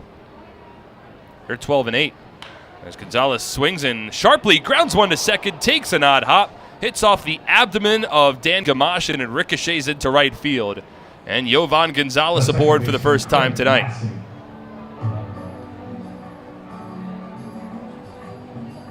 So Jovan Gonzalez reaches base here. That'll bring us back to the top of the order. And Craig Massey, who had a base hit in his last at bat. Massey's 1 for 2. He started the rally in the 4th inning on a slapped ground ball to the left side of the infield. First pitch from McCaslin. Breaking ball, back door, outside corner, called strike 0-1. See, it looks like that play was ruled an error on Dan Gamache. So not a base hit for Jovan Gonzalez. It goes down as an E4. First error of the night as Massey grounds one back to McCaslin. Fields throws to second for 1 and a quick turn to first in time. An inning-ending 1-6-3 double play.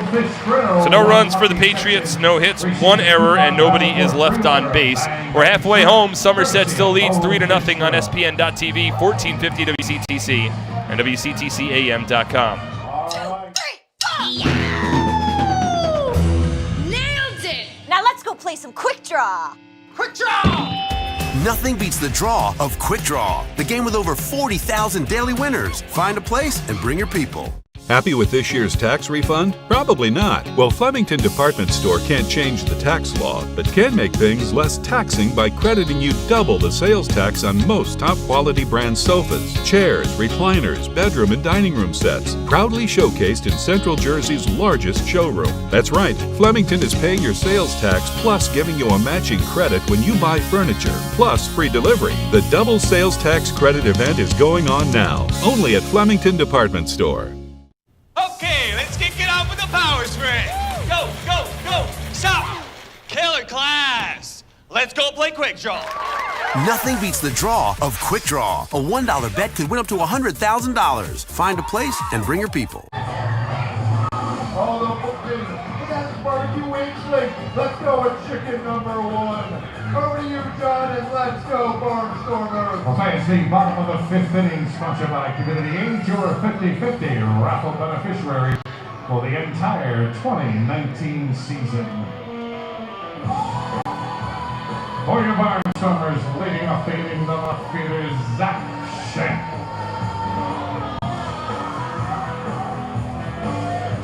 Looking for a great deal on a car? You'll score big savings at your Tri-State Ford dealer. Proud sponsor of Somerset Patriots baseball. Visit tristateford.com for more information.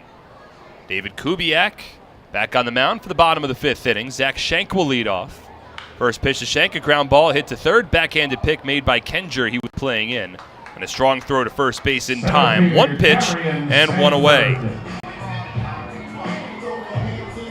David Kubiak was at 68 pitches through 4 innings. He's back on the hill here for the bottom of the 5th. 3 runs, 5 hits, no errors for the Patriots. No runs, 2 hits, and 1 error for the Barnstormers. Darian Sanford steps to the plate here. He's 0 for 1. Chopped one right in front of home plate in his first at-bat. Kubiak quickly from the windup, as he often does. Sanford bluffs a bunt. Takes a pitch a little outside. 1 ball and no strikes. Will Kenger continues to play in. His toes along the infield grass. Middle infield plays back. Espinal parallel to the bag at first. Now the 1-0. Chopped foul. Looks like Sanford stepping in the bucket a little bit as a left-handed batter. His biggest attribute is his speed. And I wonder if maybe if he's stepping in the bucket a little bit, thinking All right, well, if I hit the ball on the ground, I got to book it out of the batter's box. Wonder if that's causing him to have a little bit of an unbalanced swing. 1-1. Bluffs the bunt, takes a breaking ball, and it is taken somewhat low. David Kubiak wanted that call. He didn't get it. He shakes his head and takes the ball and slams it into his glove. Brett Jody chirps it in at the home plate umpire from the third baseline. Not sure where that pitch missed. Here's the 2-1. It's a fastball that misses up and away again. Yovan Gonzalez frustrated. He comes from behind his home plate and throws the ball sharply back to Kubiak. Kubiak stares in towards home. And now Gonzalez is having a conversation with the home plate umpire, Bill Reuter. And Reuter currently getting in between both Gonzalez and Darian Sanford. And now David Kubiak starting to walk softly towards home plate. Brett Jody's chirping from the third base dugout for the Patriots. There's a player out of Lancaster's dugout down the first baseline. That's not Ross Peoples, but he took a couple of steps out of the dugout. And now he will retreat. 3-1 on its way from Kubiak. And it's taken for a called strike on the outside corner, 3-2. So frustrations may be elevating a bit here in the bottom of the fifth inning. Payoff pitch on its way. Soft line drive down the left field line, foul. Sanford just got the bat head out, poked at it, but it was foul by 5 feet halfway down the left field line.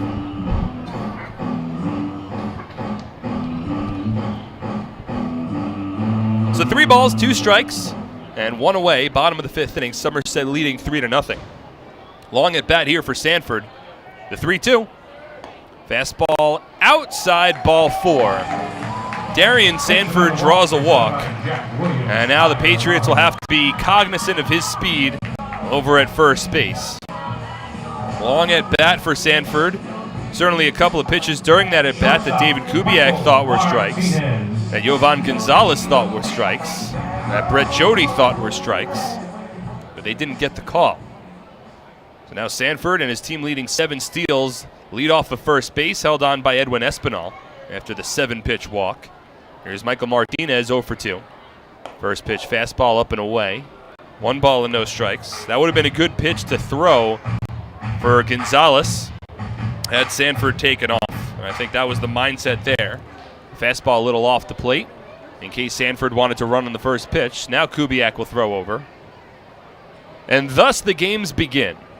The old adage in baseball that speed can oftentimes slow down a ball game. Well, Kubiak certainly has to be aware of Sanford at first. He's held on by Espinal, a nice sized lead. Throws over again, and Espinal applies the tag just a bit late.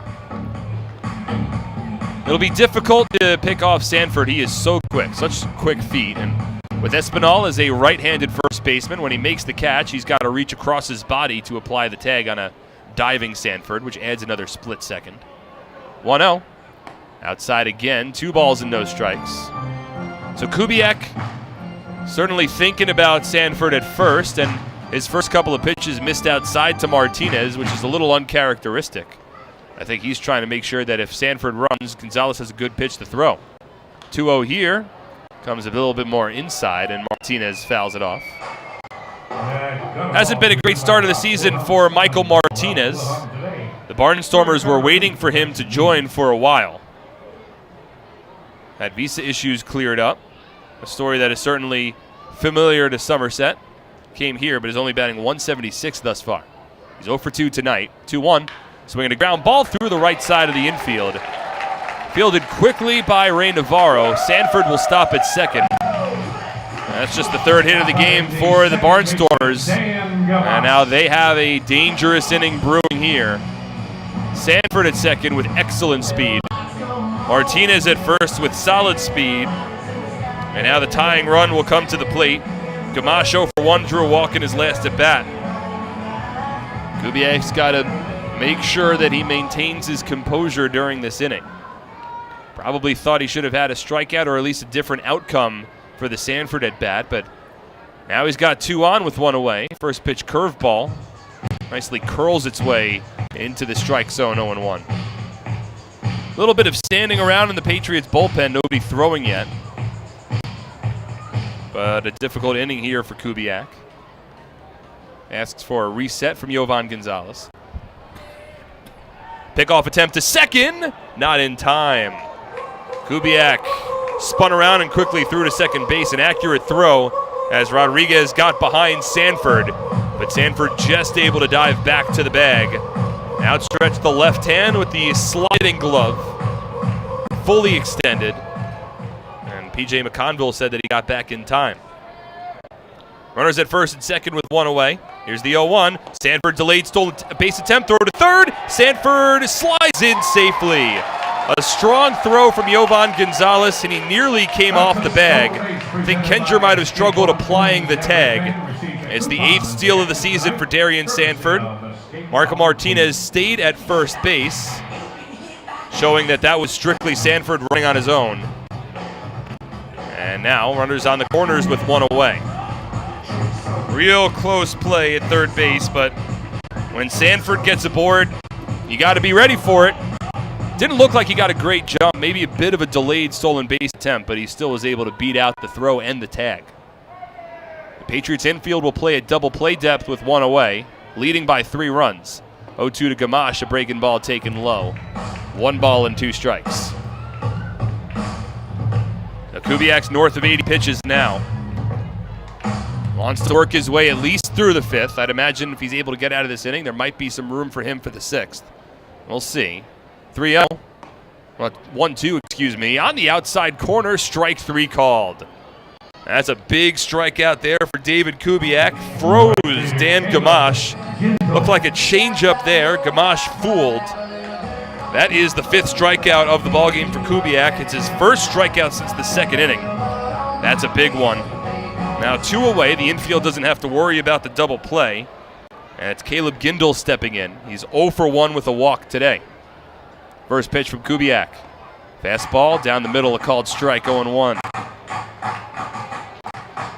This is the best opportunity thus far for the Barnstormers, though they've already stranded 4 on base, including 2 in the 3rd inning. The 0-1. Gindel takes it a bit low. 1 ball and 1 strike. Nobody throwing for the Barnstormers. Jake McCaslin's at 74 pitches. He'll come back out for the 6th. Kubiak approaching 90. Martinez held on at first by Espinal. Sanford off of 3rd. Here's the 1-1. Fouled off to the backstop, 1-2.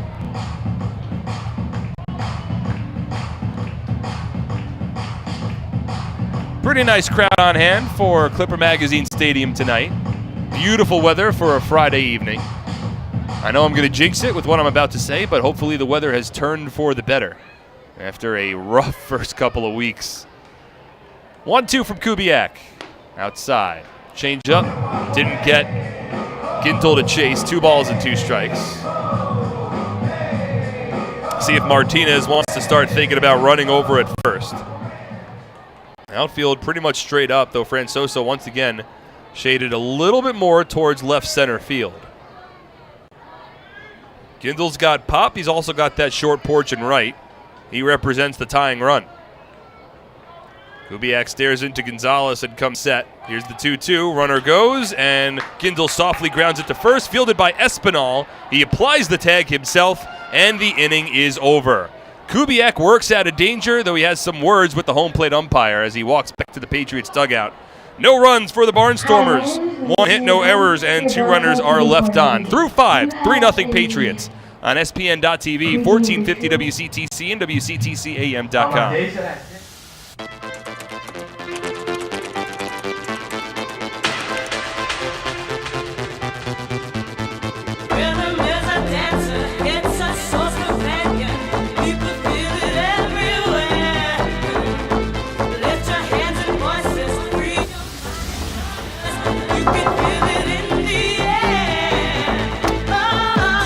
Sorry, we were running late. No problem. Come on in. Before opening day, the crew at T-Mobile Park made countless calls, getting everything ready for baseball. A trucker used his GPS to make sure the new signs got there in time. And the grounds crew sent 17 texts to double-check every detail. But when the sun set, they put down their phones and gave the game to the people. who loved it most.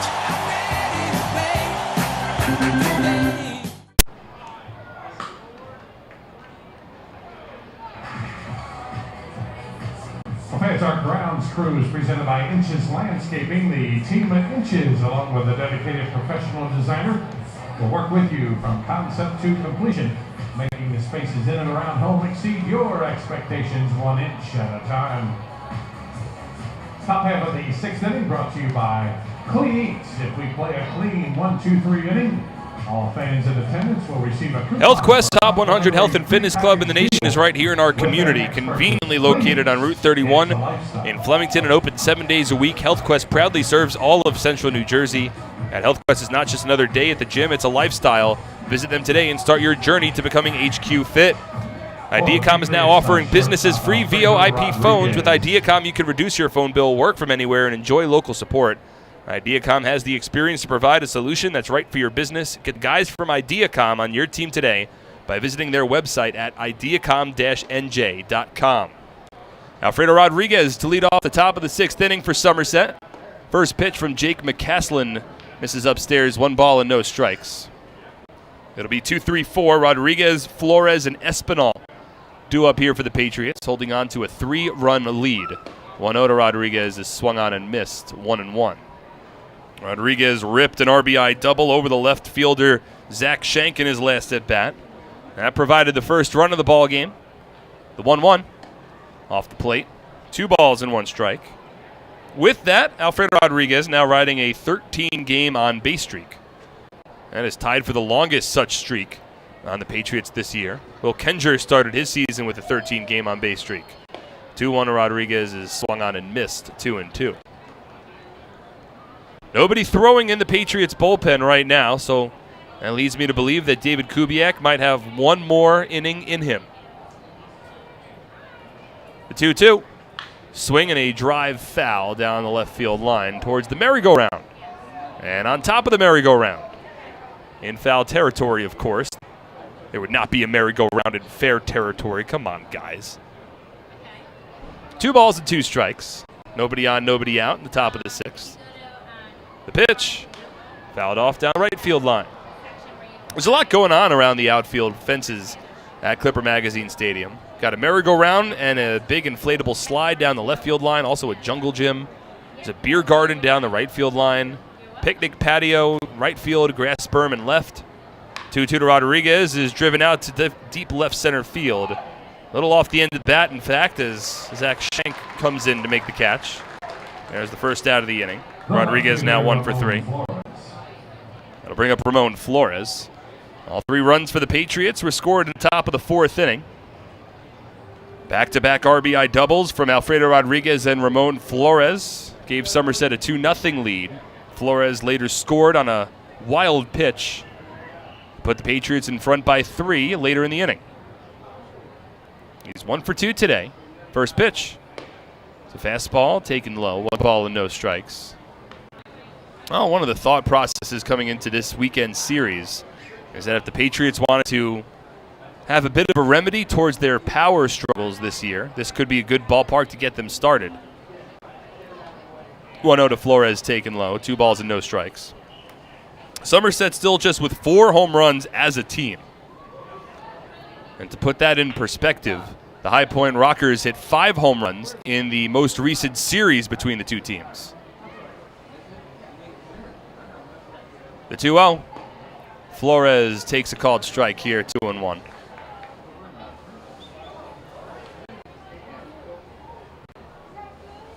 Ramon Flores, 11 RBI on the season now. The 2-1, ground ball hit to the right side. Backhanded pick by Terdoslavich. Throws to McCaslin covering the bag, and there's the second out of the inning. That'll bring up Edwin Espinal, who does have one of the 4 home runs for the Patriots this year.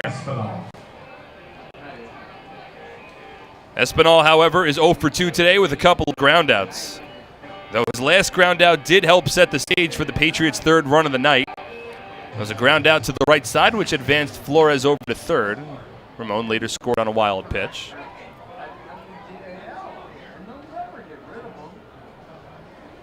So 2 out, nobody on. A little more stretching in the Patriots bullpen. I'm sure Kubiak will have a short leash when he comes back for the bottom of the 6th inning. Nobody's throwing just yet. First pitch to Espinal, taking all the way, and it's a bit low. 1 ball and no strikes. Nobody getting loose in the Barnstormers bullpen as well, as Jake McCaslin approaches 90 pitches. Espinal takes a breaking ball for a called strike, 1-1. Edwin there shuffled his feet a bit in the right-handed batter's box. I think he really wanted to let one go there, and he decided better lay off. The 1-1 from the righty. Swinging a line drive deep down the right field line. Gindel looks up, and it is gone! Edwin Espinal takes advantage of the short porch and right. It's a solo shot in the top of the 6th inning. Second home run of the season for El Poco. And it's a 4-0 Patriots lead. Espinal hit the ball hard, opposite field, sliced off the bat. And it wasn't too high. Might not have been too far, but it was far enough, as the Patriots have increased their lead to 4-0 in the top of the 6th inning. Not sure if that's a home run at TD Bank Ballpark, but when you come to a ballpark like this, you play with house rules, as Kenger fouls off the first pitch, 0-1. And house rules at Clipper Magazine Stadium means fly balls to right field equal or greater than home run. And Espinal takes advantage there. 0-1. Kenger takes low and in. 1 ball and 1 strike. So just as we're having a conversation about home runs, Espinal hits his 2nd of the season. It's a 4-run Patriots margin now. The 1-1 to Kenger. Swinging a chopper to the right side. A slow roller collected by Gamache. Throws it on to first to beat Kenger. And the inning is over. But it's Edwin Espinal adding to the Patriots' lead. A 2-out solo home run in the top of the 6th inning. And Somerset now leads 4-0 on SPN.TV, 1450 WCTC, and WCTCAM.com. I'm fighting cancer. I'm fighting cancer. I am fighting cancer. I fight every day, I fight every night. Every hour. every minute, and every second. Robert Wood Johnson University Hospital Somerset and RWJ Barnabas Health, together with the Rutgers Cancer Institute of New Jersey, bring the latest research, treatments, and clinical trials close to home. We're fighting cancer. and I'm not fighting alone. Robert Wood Johnson University Hospital Somerset. Let's beat cancer together.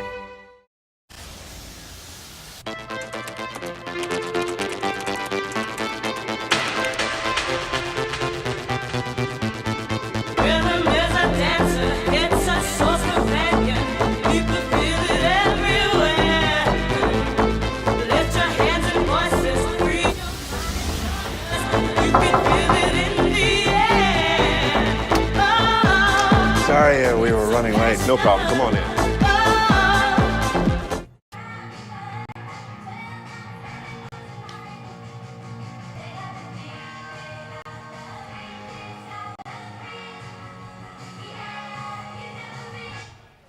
There they are, ladies and gentlemen. Absolute twirling. Bottom of the sixth inning brought to you by Jim Engler team at Coldwell Banker. Leading off for the Stormers, the Bill Rinson's cleanup hitter of the game, first baseman Joe Turdosky. The Somerset Patriots Suite Level is brought to you by your New Jersey Audi dealers and the all-new Audi Q5 SUV. Take a test drive today and see for yourself why the Audi Q5 was born to not conform. Joey Turdoslovich leads off the bottom of the sixth inning, and the first pitch from David Kubiak is a fastball taken low. 1 ball and no strikes. Somerset leading this ball game now 4-0 after the Edwin Espinal solo home run to right field. 1-0. Turdoslovich chops it foul. 1 ball and 1 strike.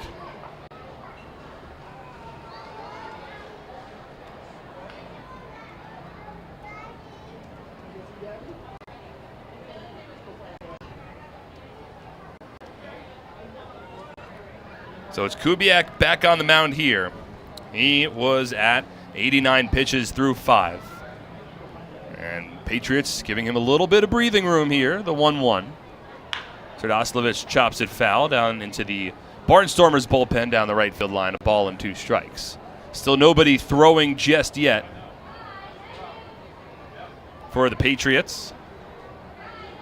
With a 4-run lead, I'm sure the leash just got a little bit longer for Kubiak here. 1-2 on its way. Breaking ball, soft fly ball hit out to shallow center. Rodriguez, the shortstop, backpedals into shallow center field. Two-handed grab above his navy blue brim, and there's one away. Designated hitter Casey Hobson. That'll bring up Casey Hobson. It hasn't been easy for Kubiak at times tonight, but he has done a good job of keeping the Barnstormers off the scoreboard. Lancaster has already stranded 6 runners on base through the first 5 innings, including leaving runners on the corners in the bottom of the 5th. First pitch to Casey Hobson misses low and in. 1 ball and no strikes. In fact, the Barnstormers had runners on the corners with 1 out. Kubiak then struck out Dan Gamache looking and got Caleb Gindel to ground out softly to end the inning. 1-0 on its way. Hobson lays off a changeup in the dirt. 2 balls and no strikes.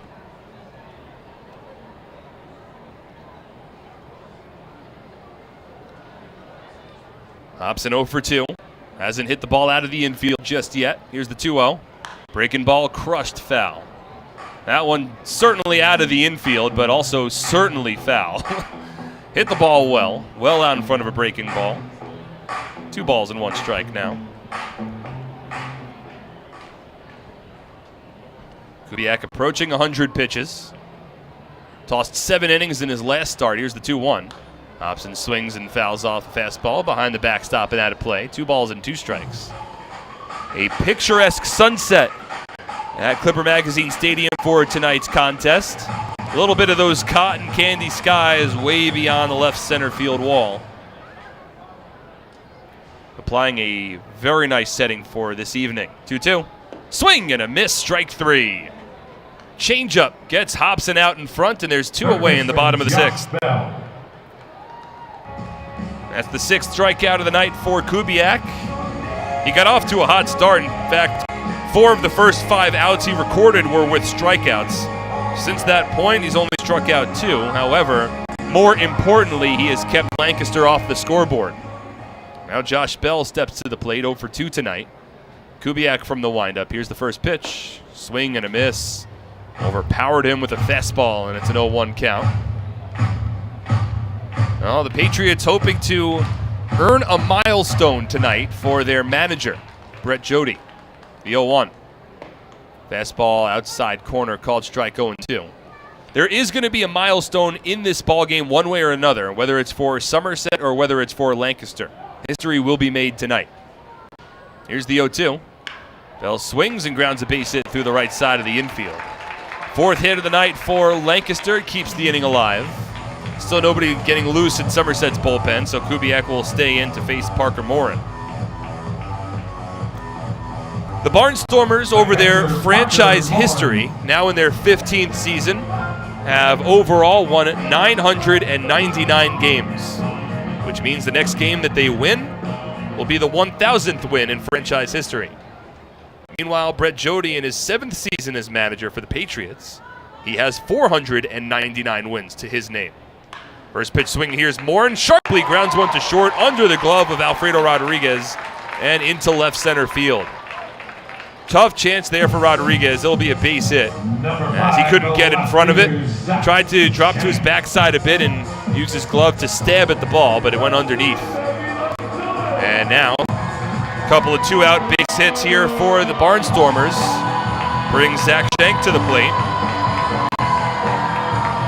As the music blasts, trying to get the fans in attendance a little behind their hometown team. Shank's 1 for 2 at a dribbler base hit in his first at bat. Swings at the first pitch here, lifts it to right field, but Navarro has it lined up towards the fence, makes the catch, and the inning is over. No runs, 2 hits, no errors, 2 runners left on base. Somerset leads 4-0 as we move to the 7th on SPN.TV, 1450 WCTC, and WCTCAM.com. What better way to spend a summer night than taking a group to a Somerset Patriots game? Enjoy one of the best ways for families, friends, and businesses to catch affordable entertainment right here in Central Jersey. Groups of 30 or more receive $2 off the normal price per ticket, starting at just $8.50. These groups can participate in our on-field promotions, including a pregame performance, color guard, baseball buddies, Field of Dreams, or the 7th inning fun bunch. The Patriots also offer fundraising opportunities for groups of 250 or more for even larger discounts. Head over to our picnic area located down the left field line, where groups of 30 to 500 can have a ballpark barbecue. For $28 a person, get a ticket to the game and an all-you-can-eat barbecue buffet. Overlooking the left field line is the party deck, where an upscale buffet will be served along with a cash bar for groups of 30 to 150 for $39 a person. Groups of up to 30 or 40 can have private use of a fully furnished, climate-controlled hospitality suite with indoor and outdoor seating alongside wait service. Our exclusive Diamond Club is a large indoor hospitality space located on our suite level, perfect for holding meetings and entertaining clients. Here, outdoor balcony seating is accompanied by an hour-and-a-half upscale buffet, a private cash bar, cocktail tables, bar seating, and a 60-inch smart TV. Email us at groups@somersetpatriots.com or call 908-252-0700 to lock down your perfect summer outing.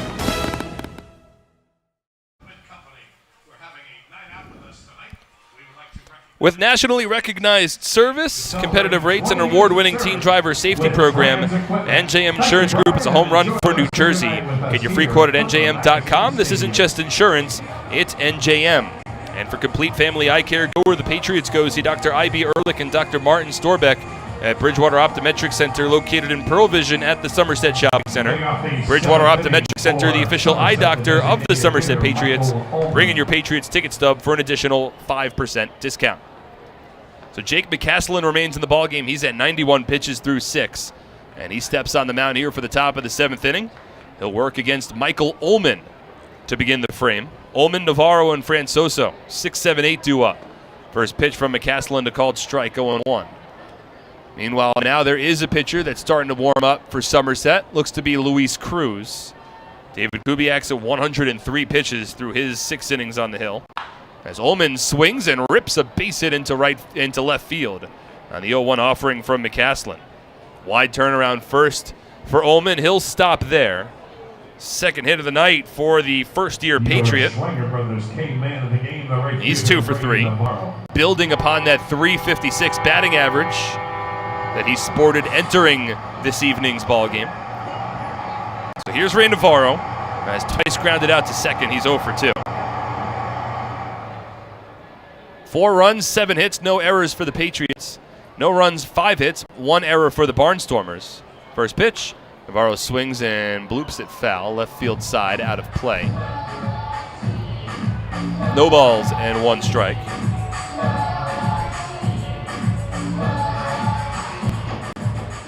Somerset jumped in front 3-0 in the top of the 4th inning. Back-to-back RBI doubles from Alfredo Rodriguez and Ramon Flores, followed by a run-scoring wild pitch later in the inning. McCaslin from the stretch. Here's the 0-1. Navarro swings, grounds it to second, could be 2. Gamache to Martinez, over to first in time. Double play. It's another double play presented by Bonefish Grill. That's the 3rd time tonight that Navarro has topped one over to second base. This time it results in 2 outs. So Ullman quickly erased from the base paths. Now 2 out, nobody on for Mike Francoso. In case you're just joining us, Jake McCaslin is the Barnstormers' starting pitcher. He's allowed 4 runs on 7 hits, no walks, and 2 strikeouts over his 6 2/3 innings thus far. Meanwhile, Kubiak looks to be done after his 6 scoreless frames, dropping his ERA to 1.50 on the season. Mike Francoso takes the first pitch fastball from McCaslin, a bit low, 1 ball and no strikes. It'll likely be Luis Cruz against a lineup that is left-handed heavy and switch hitter heavy. 1-0. Francoso swings and launches it to deep left center field. Long way to run for Sanford, but he tracks it down to the deepest part of the ballpark. And the inning is over.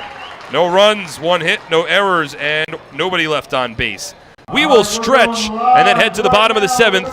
Patriots in front 4-0 on SPN.TV, 1450 WCTC and WCTCAM.com. I'm fighting cancer. I'm fighting cancer. I am fighting cancer. I fight every day. Every night, Every hour.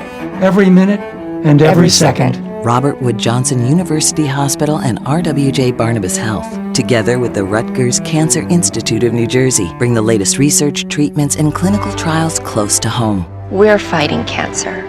And I'm not fighting alone. Robert Wood Johnson University Hospital. Let's beat cancer together. Before opening day, the crew at T-Mobile Park made countless calls, getting everything ready for baseball. A trucker used his GPS to make sure the new signs got there in time. And the grounds crew sent 17 texts to double-check every detail. But when the sun set, they put down their phones and gave the game to the people who loved it most.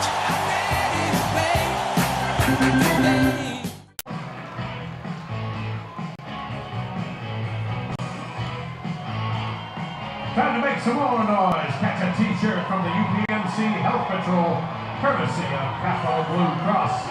Don't forget, with Capital Blue Cross, you have the security of a name trusted for over 75 years. And a card that opens stores in all 50 states. Capital Blue Cross. Live fearless.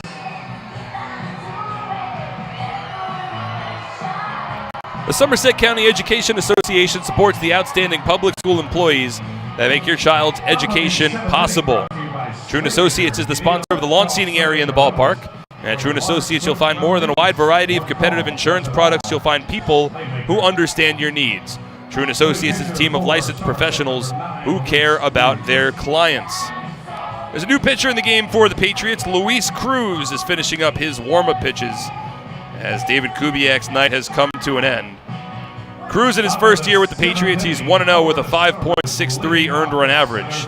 10 strikeouts against 4 walks over his 8 innings on the mound this year. He'll be making his 8th appearance. Again, Cruz was hit hard, allowed 5 earned runs in his 2nd appearance of the season. That came against the High Point Rockers over just 1 inning. But since that point, Cruz has been very strong. He has since yet to allow an earned run. It was just those 5 earned runs that he allowed in that 1 appearance. He's otherwise tossed 7 scoreless innings, if you take out the 1 outlier frame. He's a left-handed pitcher, so he'll turn Darian Sanford, leadoff batter in the bottom of the 7th, to the right side. First pitch to Sanford, swings and lifts it out to right field, fairly deep. Navarro backtracking to the fence, makes the catch in the shade of the illuminated billboard on that short porch and right. 1 pitch and 1 away. Sanford now 0 for 2. That'll bring us back to the top of the order and Michael Martinez. So David Kubiak is done.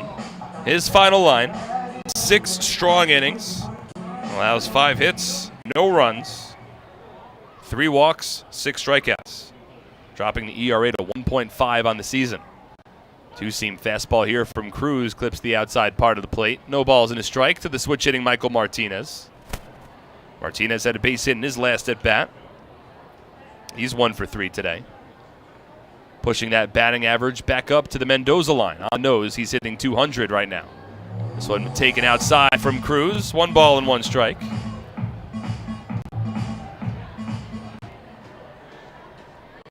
Four runs, 7 hits for the Patriots. No runs on 5 hits for the Barnstormers. As Martinez bails and fouls off a breaking ball. Kicked the backside out a bit.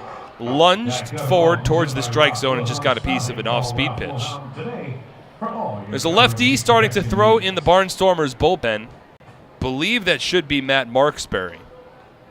Could be Brian Harper. One of those two getting loose. 1-2 on its way. Fastball. Ooh, just misses inside. Cruz doesn't get the call. 2 balls and 2 strikes. Martinez, a major leaguer of parts of 7 seasons, known primarily for his time with the Philadelphia Phillies, but did spend time with other organizations, including the Boston Red Sox. Patch from the right side here. The 2-2 is chopped to the right side of the infield. Stabbed at by Espinal, taking himself to the bag. And there's 2 away in the bottom of the 7th inning. The second baseman, Dan Gamache. That'll bring up Dan Gamache 0 for 2. Drew a walk in the 3rd. Otherwise, he is struck out twice.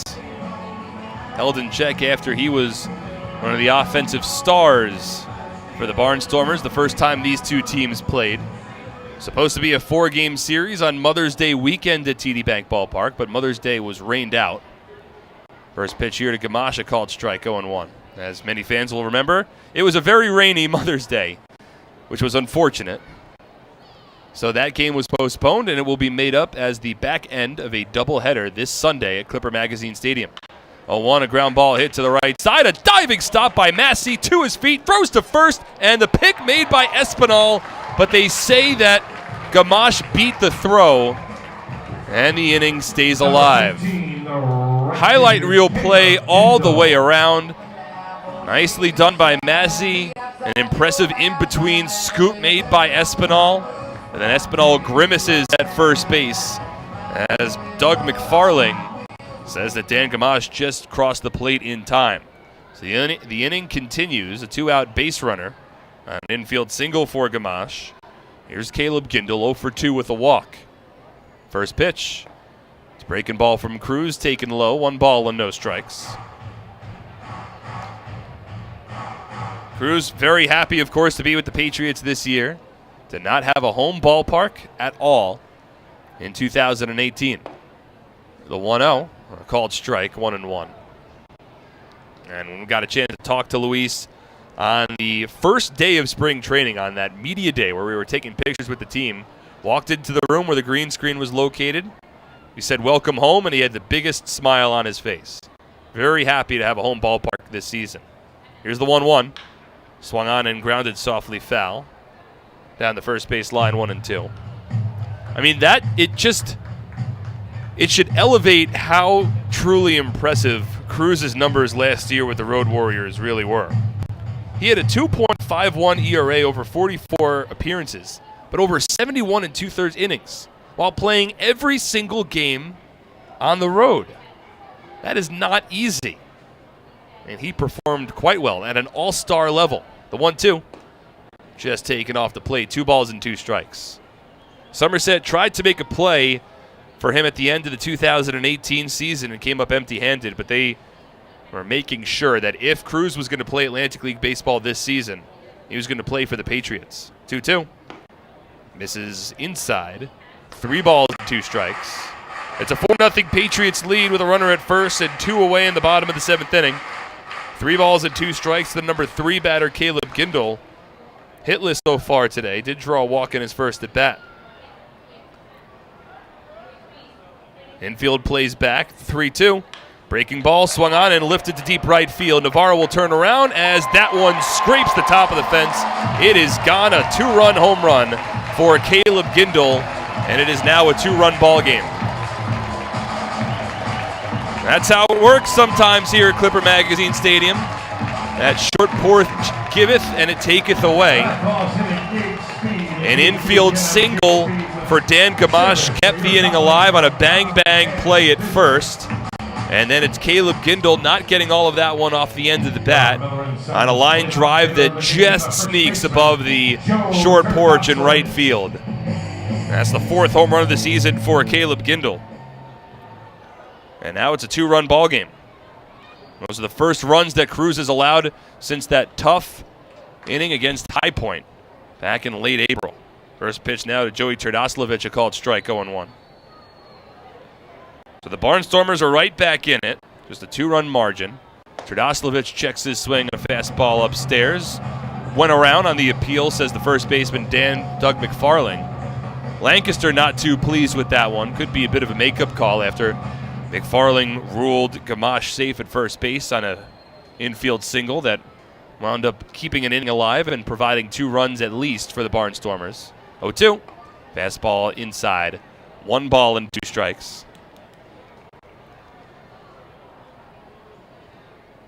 Terdoslavich had a base hit back in the 4th inning. Infield plays back. He's got a lot of power. Bats from the right side here. The 1-2. Check swing. Did he go? No. Somerset wanted the call. Brett Jody stumbles out of the Patriots dugout down the third base line. Somerset's coaching staff has not been too pleased with the efforts from tonight's umpire and crew.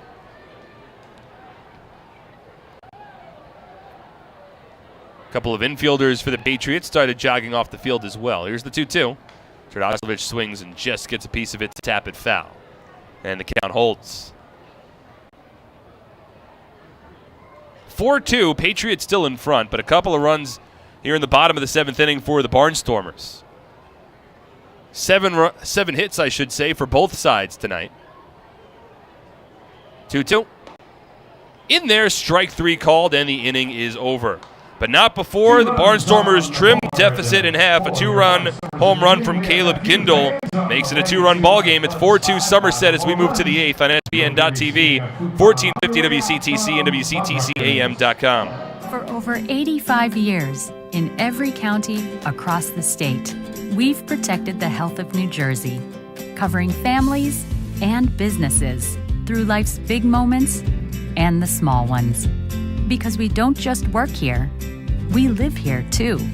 Over 5,000 local employees, all with the same purpose, taking care of you.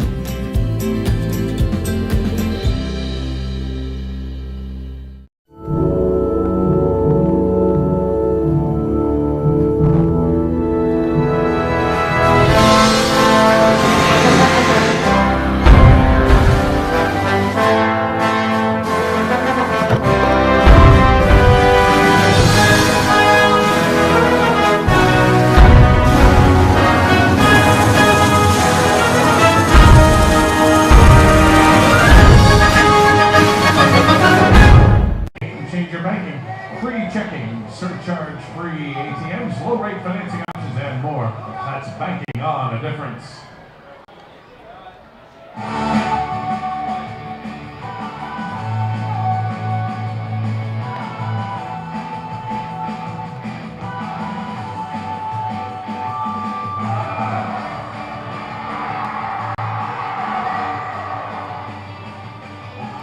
Looking for a great deal on a car? You'll score big savings at your Tri-State Ford dealer, proud sponsor of Somerset Patriots baseball. Visit TriStateFord.com for more information today. Tired of your bank giving you the runaround? Get the partner you deserve with Provident Bank, plus all the support that comes with a bank that's actually committed to you. Break the ice at Provident.bank. There is another new pitcher in the ballgame as Jake McCaslin's night has come to its end. It is now the former Patriot, Matt Marksbury, who enters this ball game. A strikeout throwing southpaw, 6'1", 185 pounds from Cincinnati, Ohio. In his second season with the Lancaster Barnstormers. He'll work against 9-1-2 batters, Yovan Gonzalez, Craig Massey, and Alfredo Rodriguez. So we do have a final line on Jake McCaslin. He went 7 innings. And right now he leaves on the long side. First pitch to Gonzalez taken upstairs. 1 ball and no strikes. 4 runs allowed by McCaslin, all earned on 7 hits, no walks, 2 strikeouts. And now Marksbury takes over. First pitcher out of the pen for the Barnstormers this evening. In the top of the 8th inning. 1-0 to Gonzalez, taken a little high. 2 balls and no strikes. 4 runs, 7 hits for Somerset. 2 runs, 7 hits for the Barnstormers. Looks like Mike Broadway is starting to get loose in Somerset's bullpen. Broadway, the former big leaguers, worked as this team's setup man all season long. Patriots have it set up here where they could go Broadway and Antonidi to finish this one out. As Gonzalez takes it a little high again. And Marksbury, who has always been a big strikeout pitcher, but he also has struggled mightily with command. He falls behind 3-0 here to Gonzalez. It's now the 10th appearance of the season for Marksbury. Southpaw from the stretch, 3-0. Upstairs, ball 4. And a 4-pitch walk to Yovan Gonzalez to begin the top of the 8th inning. Believe in the visitors occasionally walk, and it's brought to you by Lancaster Behavioral Health Hospital. So here's Craig Massey. Marksbury carries a 6.35 ERA into this appearance tonight. He has struck out 13 over 11 in the 3rd innings, but he has also walked 5. And he has thrown 5 wild pitches, easily the most on this Barnstormers team. So he'll work from the stretch here. First pitch to Massey, a fastball called strike. Outer half, and it's an 0-1 count.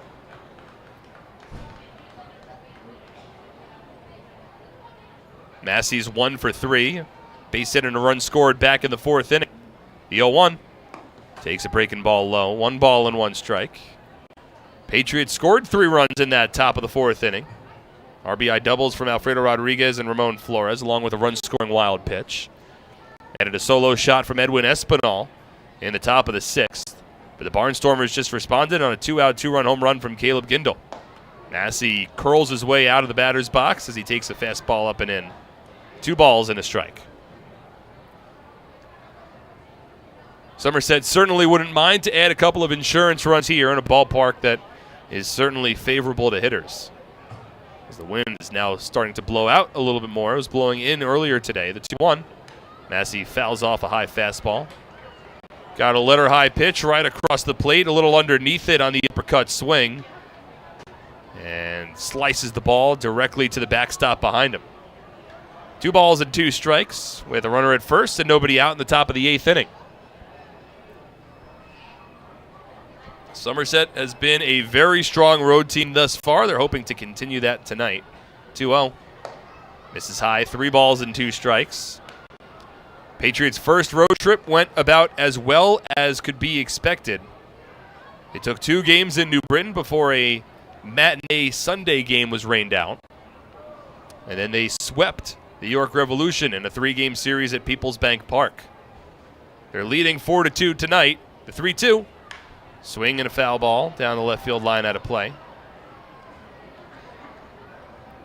Patriots are the only remaining team in the Atlantic League that has yet to suffer a loss on the road. They've got Gonzalez off of first base here after he drew a 4-pitch walk to begin the inning. Marksberry comes set. 3-2. Taken low, ball 4. Back-to-back walks allowed by Marksberry to begin the top of the 8th inning. And again, this has been his bugaboo. Last year, Marksberry had some very impressive stretches with the Barnstormers. Oftentimes trying to prove to the Patriots why they should have held on to him. He never actually appeared in a game with the Patriots. He was signed and then released the next day. But last year in Lancaster, struck out 47 batters over 39 innings, but he also walked 27. First pitch to Alfredo Rodriguez, a slow curveball taken for a strike, 0-1. Could have been a bunt situation for Rodriguez. He did not square there. Corner infielders for the Barnstormers were thinking that it could be a bunt situation. Rodriguez already with an RBI double tonight. Here's the 0-1. Swinging a chopper to the left side, fielded by Bell. Throw to second for 1. There'll be a turn to first. Throw low. Scooped out by Terdoslavich, and it's a double play. 5-4-3 in the scorebook. Over to third goes Gonzalez, but the twin killing has 2 away in the top of the 8th.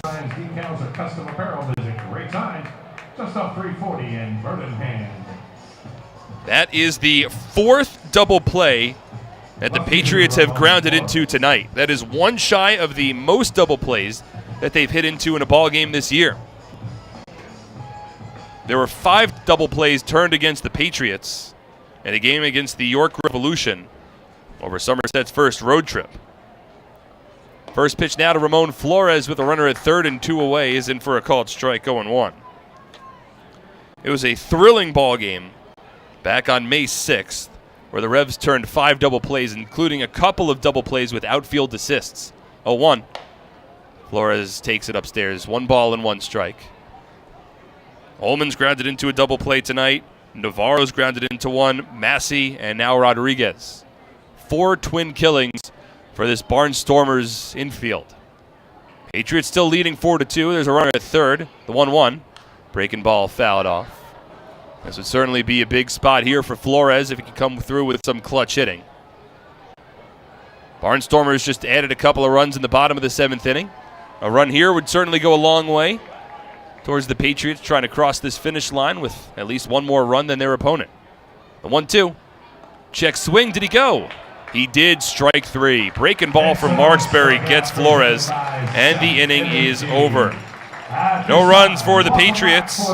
No hits, no errors, and 1 runner left on base to the bottom of the 8th. Still a 4-2 Somerset lead on SPN.TV, 1450 WCTC, and WCTCAM.com. I'm fighting cancer. I'm fighting cancer. I am fighting cancer. I fight every day. I fight every night. Every hour. Every minute. And every second. Robert Wood Johnson University Hospital Somerset and RWJ Barnabas Health, together with the Rutgers Cancer Institute of New Jersey, bring the latest research, treatments, and clinical trials close to home. We're fighting cancer. And I'm not fighting alone. Robert Wood Johnson, University Hospital, Somerset. Let's beat cancer together. Somerville Aluminum is proud to announce our greatest remodeling project yet. Valari, new name, same great company.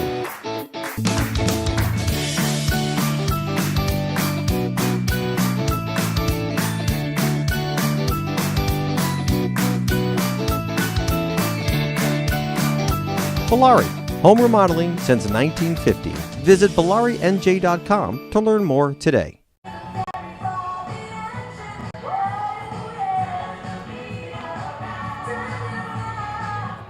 There they are, absolute twirling. Good job, ladies. JG Environmental provides municipal, commercial, and industrial clients with cleaning, transportation, and disposal solutions that exceed their operational needs in a safe, strategic, and cost-effective manner. JG Environmental, responsible, safe solutions. The new pitcher for It's Mike Broadway on the mound to begin the bottom of the 8th inning, as he will work against Casey Hobson, Josh Bell, and Josh Morin. 5, 6, 7 in the Barnstormers order. My name's Mark Schwartz. Thank you again so much for tuning in for today's broadcast. Really do appreciate it. We have Dave Raish running our boards back at our Somerset studios, back home in New Jersey. First pitch from Mike Broadway, a fastball taken off the plate, 1-0. So Broadway enters here, a 6'5", 215-pound relief pitcher. A right-handed reliever on the mound against the lefty Casey Hobson. As Hobson swings and lifts this one to deep left center field. Back to near the warning track is Francoso, deepest part of the ballpark. He makes the catch. And there's one away. That'll bring up Josh Bell. Broadway's worked primarily as this team's relief pitcher. We last saw him last night, where he tossed a scoreless inning, including a strikeout. 1-0 with a 2.25 earned run average on the season. 11 strikeouts against 2 walks over 8 innings. So he's on the mound here. It's been Broadway and Antonini. That's been the back end of this bullpen thus far. First pitch to Josh Bell, take it outside, 1-0. Antonini hasn't gotten a chance to pitch in a while. In fact, the last time that he pitched was all the way back last Saturday night. Game in which he did record a save against Lancaster. 1-0 to Bell's fouled off to the screen behind him. 1 ball and 1 strike. That fastball clocking in at 91 miles per hour from the 6'5" righty, aptly nicknamed the Bone Crusher. He was given this nickname, again, by his Sacramento Rivercat teammate Brett Jackson back in 2015. And I can't think of a much better, cooler nickname for a reliever, the 1-1. Up and in as Bell jumps out of the way, 2-1. At TD Bank Ballpark, the Patriots promotional staff actually plays a song called Never Scared when Broadway enters the ball game. It's by a rap artist whose name is Bone Crusher. 2-1, a ground ball hit to the first base side. Backhanded pick made by Espinal. He'll take it himself to the bag, and there's 2 away. Broadway, in all honesty, he's a pretty soft-spoken guy, goes about his business. People were so happy for him when he made the major leagues in his 11th professional season. Broke in 2015 with the San Francisco Giants. So when Bone Crusher plays along the loudspeakers at TD Bank Ballpark for Bone Crusher, it's an interesting sort of theme working with that. First pitch now to the left-handed hitting Parker Morin is a fastball up and away, 1 ball and no strikes. Broadway hopes here to bridge the gap to Antonini for the bottom of the 9th inning. Somerset leads 4-2. 2 out, nobody on. Morin had a base hit in his last at-bat. Fists one foul here. 1 ball and 1 strike. It's 1 for 3. Entered with a .310 batting average on the season. Check the out-of-town scoreboard one more time. And Long Island Ducks hosting the New Britain Bees. That game is in the top of the 9th inning on Long Island, with the Ducks leading the Bees 5-2. Meanwhile, the Rockers leading the Blue Crabs 3-0, and the Rebs leading the Skeeters 4-1. 1-1 offering. Swing and a miss. 94 miles per hour on the radar gun there for Broadway. Well, it's believed by a number of people affiliated with Somerset that Broadway can throw as hard as anybody on this team this season. And he just pumped gas with a 94-mile-per-hour heater. He comes set from the stretch, the 1-2. Taking the low. There's the hard slider that he uses to complement that fastball. But Morin was able to lay off and stay alive. Hard to tell whether or not there's a Barnstormer reliever getting loose. See if Marksberry comes back out for a second inning of relief or not in the top of the 9th inning, with Somerset still leading 4-2. We're here with 2 out in the bottom of the 8th. Broadway from the stretch, the 2-2 pitch. Fastball misses up and away. 3 balls and 2 strikes. There's 2 out, nobody on in the 7th before Dan Gamache reached on a bang-bang infield single. A close play at first. And then Caleb Gindel lined a soft 2-out, 2-run home run just over the right field fence with that short porch here in Lancaster. 3-2. Outside ball 4. Morin reaches base, and that will bring the tying run to the plate in the form of Zach Schenk. Now batting the left fielder, Zach Schenk. That's the 4th walk issued by Patriots pitchers tonight. David Kubiak uncharacteristically allowed 3 walks over his 6 innings. Patriots will ask their outfielders to back up here and play a no-doubles defense with Zach Schenk at the plate. Flew out to right field in his last at-bat.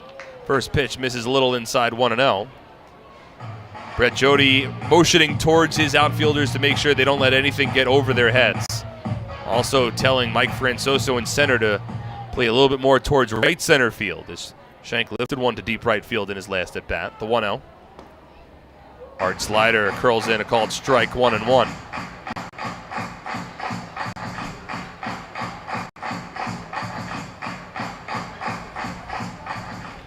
Schenk was just a 170 batter on the season entering this ballgame. An infield single in his first at-bat.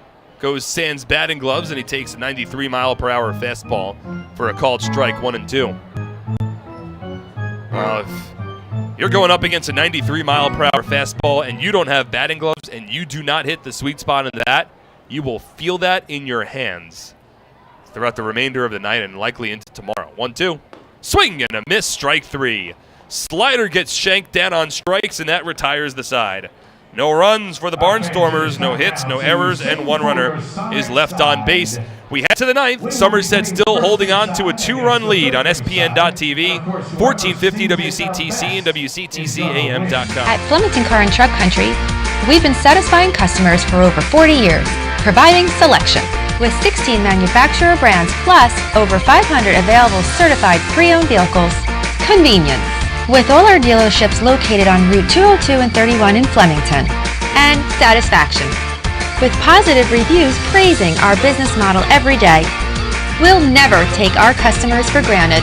Flemington Car and Truck Country. Every day, we're here for you. Presenting the lowest car prices you've ever seen. Wow pricing. Only on Fullerton.com. It'll blow you away.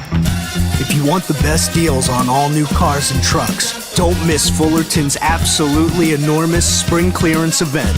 Get the lowest prices on our entire new inventory all month long.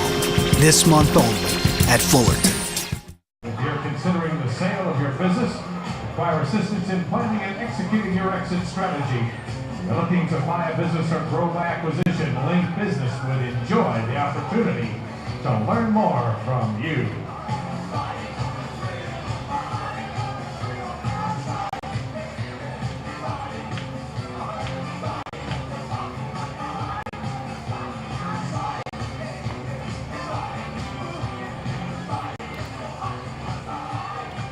Top of the 9th inning for Somerset, leading off the first baseman Edwin Espinal. It's Matt Marksberry who remains on the mound for the Barnstormers. We move to the top of the 9th inning, and the Patriots still leading this ballgame 4-2. Up to the plate comes Edwin Espinal. Had a solo home run over the right field fence in his last at bat. He's 1 for 3. That's his second home run of the season. He already leads the team in home runs, and right now Espinal is playing in, his 5th game as a Patriot. Breaking ball here, misses outside from Matt Marksberry. 1 ball and no strikes. Well, this is actually the 6th game for Espinal, not the 5th. But still, he's bringing some power to a lineup that really needed it, as this pitch misses a little high. 2 balls and no strikes. And there's still expected to be more reinforcements. The Patriots still have Jimmy Paredes on their roster. He remains on the inactive list as he works out visa issues. Paredes had a very strong couple of weeks with the Barnstormers last year, as Espinal takes a strike, 2-1. Paredes, another former major leaguer, and once he gets those visa issues cleared away and is able to join the Patriots team, he's expected to be a middle-of-the-order bat. Could start in right field, could start at third base. 2-1. Espinal swings and pops it up mile high in the air, tosses his bat in frustration to shallow right center field as Caleb Gindel comes in to make the catch. I should provide more clarity. He didn't toss his bat to right center field. He tossed his bat down the third base line, and the ball was hit to right center field. That would be a pretty interesting play if a player tried to toss their bat to right center field. So Espinal set down. He's now 1 for 4. Here's Will Kenger, 1 for 3. He had a base hit in his first at bat. Batting average is now dipped just softly underneath 400 as he takes a first pitch curveball for a strike, 0-1. Now hitting .397. Left-handed batter against the lefty Marksbury. Here's the 0-1. Swings and grounds one down the first base line. It just rolls a bit foul, 0-2. Mike Antonini is getting loose for the Patriots in their bullpen down the left field line. He'll likely get a save opportunity come bottom of the 9th inning. Antonini is 7 for 8 in save opportunities on the season. Remember, we mentioned it earlier in the broadcast. History will be made tonight. Either the Patriots will give Brett Jody his 500th win of his managerial career, or the Barnstormers will win their 1,000th game in franchise history. As Kenger takes a called third strike. Fastball just clips the outside part of the plate. Kenger shakes his head as he slowly walks back to Somerset's dugout down the third base line. And taking his place in the batter's box will be the right-handed hitting Michael Ullman. That's just the 4th time the Patriots have struck out tonight. Jake McCaslin struck out 2 over his 7 innings. He allowed 4 runs, currently on the long side. First pitch to Michael Ullman, a breaking ball, curls its way, a called strike, 0-1. In the bottom of the 9th inning, the Barnstormers will have 9-1-2. Sanford, Martinez, and Gamache due up. Pretty dangerous part of the order. As Ullman swings and skies one out to center field. He got a little underneath it. Hit the ball well, but Sanford camps under, makes the catch, and that ends the inning. So the Patriots go down 1-2-3. We move to the bottom of the 9th inning. It'll be the last licks for the Barnstormers. They trail by a pair on SPN.TV, 1450 WCTC, and WCTCAM.com. Attention New Jersey camps, it's time to start thinking about your summer schedule and field trips for your campers. The Somerset Patriots camp days have returned for the upcoming season. Head over to TD Bank Ballpark in Bridgewater to check out top-notch baseball for the best price in town. The 2019 camp dates are officially set for Thursday, July 18th, Wednesday, July 31st, and Wednesday, August 14th. The Patriots are welcoming camps with groups of all sizes to come out to the ballpark to enjoy America's favorite pastime.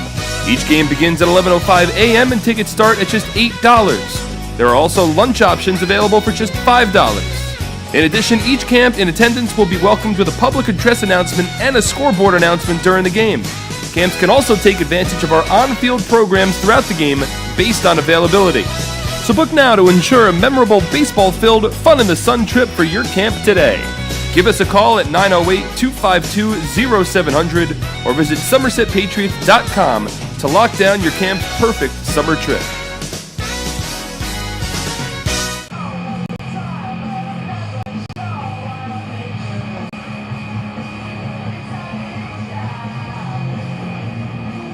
It's time to root for your Stormers to Jack the closer, just like the Stormers can wipe out the opponent. JTK Power Washing can wipe out the grime Call them at 824-0906. And we return for the bottom of the ninth inning at Clipper Magazine Stadium. Mike Antonini comes on the mound here for the Patriots to try to get the final 3 outs. And he'll work against Darian Sanford, Michael Martinez, and Dan Gamache. Antonini's been as close to brilliant as he can be so far this season. 1-0 with a 1.13 earned run average over 8 appearances. All 8 appearances have come in save opportunities. He is 7 for 8 in save opportunities on the season. He leads the Atlantic League in saves and can add to that total with 3 successful outs tonight. He'll work from the windup. First pitch to Darian Sanford. It's a fastball taken up and away. 1 ball and no strikes. Sanford leads off. He's a 145 batter, actually now down to 141 on the season, but a speedster as he checks his swing on a fastball taken a little outside. 2 balls and no strikes. Barnstormers need to get 1 man on base to bring the tying run to the plate. Antonini works quickly here. The 2-0 on its way. Drops in for a called strike, 2-1. Antonini does not walk many batters. He's allowed just 2 walks against 11 strikeouts over his 8 innings this season. The 2-1. Sanford swings, lines it to left field, but the Patriots almost played it perfectly. It drops in front of Ramon Flores. Flores played it conservatively. He was lined up well, but the ball dipped just before it got to the left-handed left fielder. And now with Sanford aboard, that's just his 11th hit of the season. And now this inning has a completely different tone. Sanford already with a stolen base tonight. He tries to run every time he gets on base. We'll see how aggressive he gets here. He does need to stay on base to have the tying run at the plate. And Antonini will throw over to first.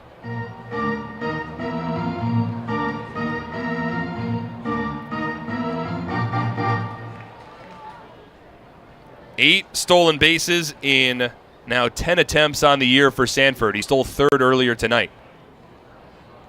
First pitch now, swing and a miss. Martinez a little out in front of an 80-mile-per-hour changeup, and Antonini jumps ahead. No balls and a strike. The only blown save for Antonini this year gave up a 2-out solo home run to Jason Rogers a couple of weeks ago in New Britain against the Bees. Wound up getting a win in that appearance as he throws over to first base here. He's had some sort of result in every game in which he's played this season. 8 appearances, he has 7 saves, and he has 1 win. Infield ready for Sanford speed. Antonini from the stretch, and he'll throw over to first again. The Barnstormers fans will boo, but they should be used to this by now. Anytime Sanford gets on base, it is no secret in the league the amount of speed that he possesses. Stole over 80 bases last year. And one time in his career, stole 99 bases in a single season. 0-1. Chopped foul. Martinez once again out in front, this time a breaking ball. And Antonini's ahead in the count 0-2.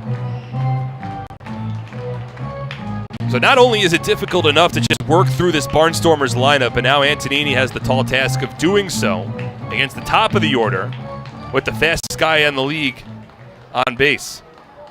Sanford's held on at first by Espinal. I think he's starting to check himself a little bit, knowing that Barnstormers trail by 2. 0-2. Swung on and lifted out to deep left field. Flores back to the warning track, but he has space to make the catch. Sanford's tagging up from first. Here comes the throw to second. They got him! Double play! Ramon Flores on the fly throws out Sanford trying to tag up from first base. And there's 2 away here in the bottom of the 9th inning. What a throw from Ramon Flores. Sanford got aggressive when he didn't really need to. That play is such a high risk reward when you need a runner on base to bring the tying run to the plate. I understand Sanford's confident in his speed, but him getting to second base really doesn't alter things too much there. Even if the Barnstormers are able to drive him home, they'd still be trailing by a run. He's more important at first than he is at second. As Dan Gamache attacks the first pitch, flies it out to deep center. Francoso back, he makes the catch. The ball game is over, and Brett Jody has won his 500th game in his managerial career. Congratulations to Somerset Patriots manager Brett Jody on win number 500 as the Patriots take game one of this 3-game series over the Lancaster Barnstormers by a final score of 4-2. A Gatorade shower for Brett along the infield as he celebrates with his team. Somerset takes the opener, and Brett Jody once again earns win number 500 in his managerial career. We'll step aside. When we come back, we'll wrap up the night that was on the Flemington Department Store post-game show next on SPN.TV, 1450 WCTC, and WCTCAM.com. It's fourth for the Stormers. Time of the game, 2 hours, 20 minutes. What better way to spend a summer night than taking a group to a Somerset Patriots game? Enjoy one of the best ways for families, friends, and businesses to catch affordable entertainment right here in Central Jersey. Groups of 30 or more receive $2 off the normal price per ticket, starting at just $8.50. These groups can participate in our on-field promotions, including a pregame performance, color guard, baseball buddies, Field of Dreams, or the 7th Inning Fun Bunch. The Patriots also offer fundraising opportunities for groups of 250 or more for even larger discounts. Head over to our picnic area located down the left field line, where groups of 30 to 500 can have a ballpark barbecue. For $28 a person, get a ticket to the game and an all-you-can-eat barbecue buffet. Overlooking the left field line is the party deck, where an upscale buffet will be served along with a cash bar for groups of 30 to 150 for $39 a person. Groups of up to 30 or 40 can have private use of a fully furnished, climate-controlled hospitality suite with indoor and outdoor seating alongside wait service. Our exclusive Diamond Club is a large indoor hospitality space located on our suite level, perfect for holding meetings and entertaining clients. Here, outdoor balcony seating is accompanied by an hour-and-a-half upscale buffet, a private cash bar, cocktail tables, bar seating, and a 60-inch smart TV. Email us at groups@somersetpatriots.com or call 908-252-0700 to lock down your perfect summer outing.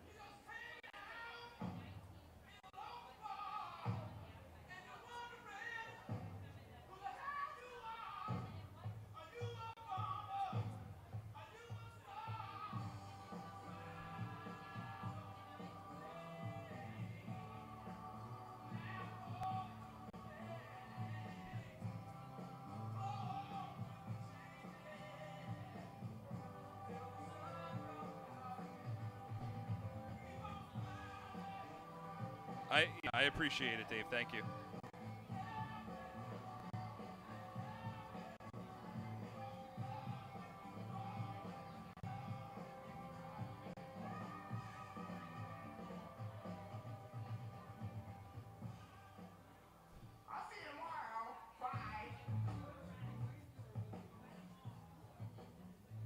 And welcome back to the Flemington Department Store postgame show as the Somerset Patriots defeat the Lancaster Barnstormers by a final score of 4-2.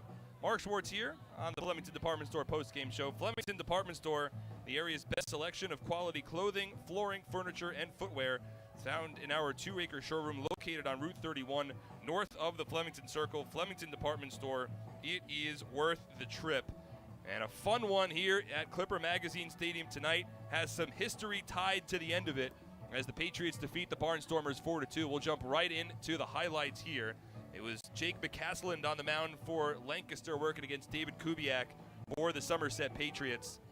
And we knew it was going to be a strong pitcher's duel, and it was just that for the first 3 innings of the ballgame. We were scoreless until we got to the 4th. That's when the Patriots were able to break through. Craig Massey led off the inning with a base hit, so he was at first base setting the stage for Alfredo Rodriguez.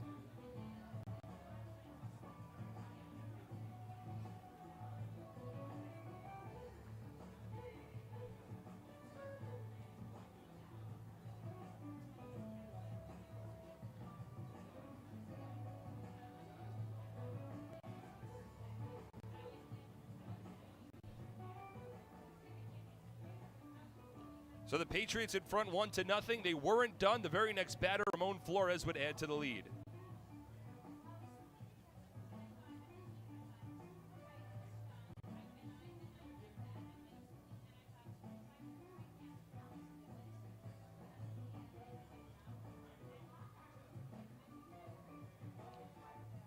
So the Patriots in front 2-0. Again, they still wouldn't be done in the inning.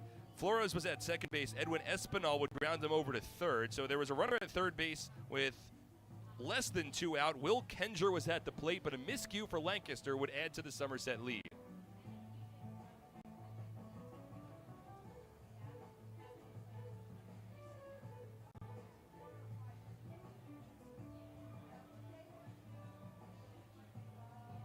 So the Patriots in front at that point, 3-0. Meanwhile, David Kubiak continued to pitch well. He would keep the Barnstormers off the scoreboard through the bottom of the 4th, through the bottom of the 5th. So Somerset was holding a 3-0 lead, advancing to the top of the 6th inning.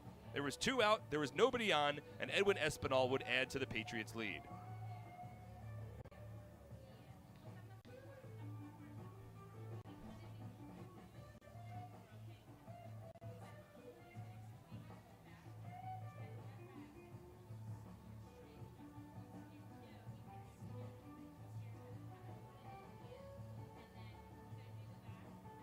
So the Patriots leading 4-0. They wound up sort of needing all of those runs as David Kubiak would continue to pitch well. He would keep the Barnstormers off the scoreboard in the bottom of the 6th, despite Lancaster having a number of opportunities. In fact, Lancaster has stranded 2 runners on base in the 3rd, 5th, and the 6th innings. The Patriots would go to their bullpen for the bottom of the 7th, and Lancaster finally would get on the board. 2 out, nobody on. Dan Gamache reached on an infield single. And then the very next batter, Caleb Gindel, lifted a 2-run home run over the right field fence to bring the Barnstormers back within a couple of runs. Lancaster would go down quietly in the bottom of the 8th against Mike Broadway, and then it was up to Mike Antonini to preserve history for the Patriots, and he would do just that. Darian Sanford led the inning off with a base hit, and then he was at first base when it was Michael Martinez who hit the ball to deep left field. Ramon Flores made the catch shy of the warning track, and Stanford inexplicably decided to tag up from first base, try to get to second base, and Flores threw him out on the fly for the 2nd out of the inning. So Brett Jody, the Patriots manager, he was 1 out away from the 500th win in his managerial career, and he would get it done.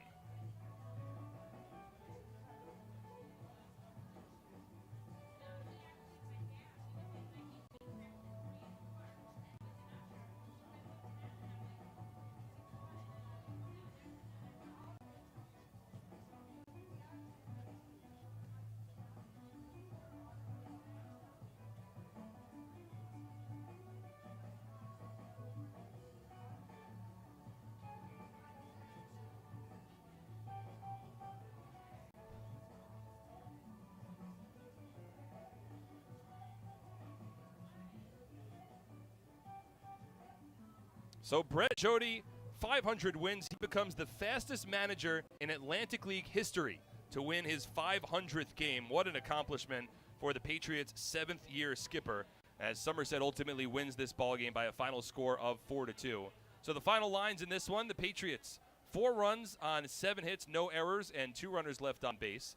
For the Barnstormers, 2 runs, 8 hits, 1 error, and 9 runners are left on base. The winning pitcher is David Kubiak. He improves to 3-0 after tossing 6 shutout innings, 3 walks, 6 strikeouts. Jake McCasland takes the loss. He drops to 1-3 after he yielded 4 runs on 7 hits, no walks, and 2 strikeouts over his 7 innings. Mike Broadway gets the hold, and Mike Antonini earns his league-leading 8th save of the season in a ball game that took 2 hours and 20 minutes in front of an announced crowd of 4,008 fans. So we'll check the out-of-town scoreboard now in the Atlantic League. Again, this game, of course, has gone final. The Ducks defeat the New Britain Bees 5-2. The High Point Rockers defeat the Southern Maryland Blue Crabs. They shut them out 3-0. And right now it's the York Revolution currently on top of the Sugarland Skeeters by a score of 6-4. So with the Ducks and the Rockers both winning, the Liberty Division standings will remain pretty much the same. Long Island's in first place, Patriots in second, a game back, and the Rockers are in third place, 2 games back. Meanwhile, in the Freedom Division, it looks as though, well, Lancaster's, for the time being, they've fallen 5 games behind the Sugarland Skeeters for first place. Southern Maryland, for the time being, 6.5 back, and will await the conclusion of Sugarland and York, that game in the bottom of the 4th inning. That'll, right before we wrap things up, our final broadcast, well, I should say our next broadcast will take place tomorrow back here at Clipper Magazine Stadium. It'll be a 6:30 first pitch. Brett Oberholzer on the mound for the Patriots, 1-0 with a 4.15 ERA as he takes on former Somerset Patriot righty Kyle Davies, 0-1 with a 2.25 ERA. Our coverage on both SPN.TV as well as 1450 WCTC will get underway right around 6:30 p.m. Big thank you to send out to Dave Raish, who is running our boards for tonight's ball game, as well as a big thank you to the entire Lancaster Barnstormers front office and their press box staff for their lovely hospitality for today's ball game, as well as the tribute video that they put on the scoreboard in the top of the first inning to a recent video that happened to go viral that had my face on it. So a big thank you to all of the Lancaster Barnstormer staff here for that nice tribute as well. But that'll do it for us here from Lancaster, Pennsylvania. Once again, your final score, Patriots, they defeat the Barnstormers 4-2. For everyone involved with the broadcast, my name is Mark Schwartz. Thank you so much for tuning in tonight. Have a pleasant rest of your Friday evening, everybody. Good night. All right, you too, Dave. Talk to you soon.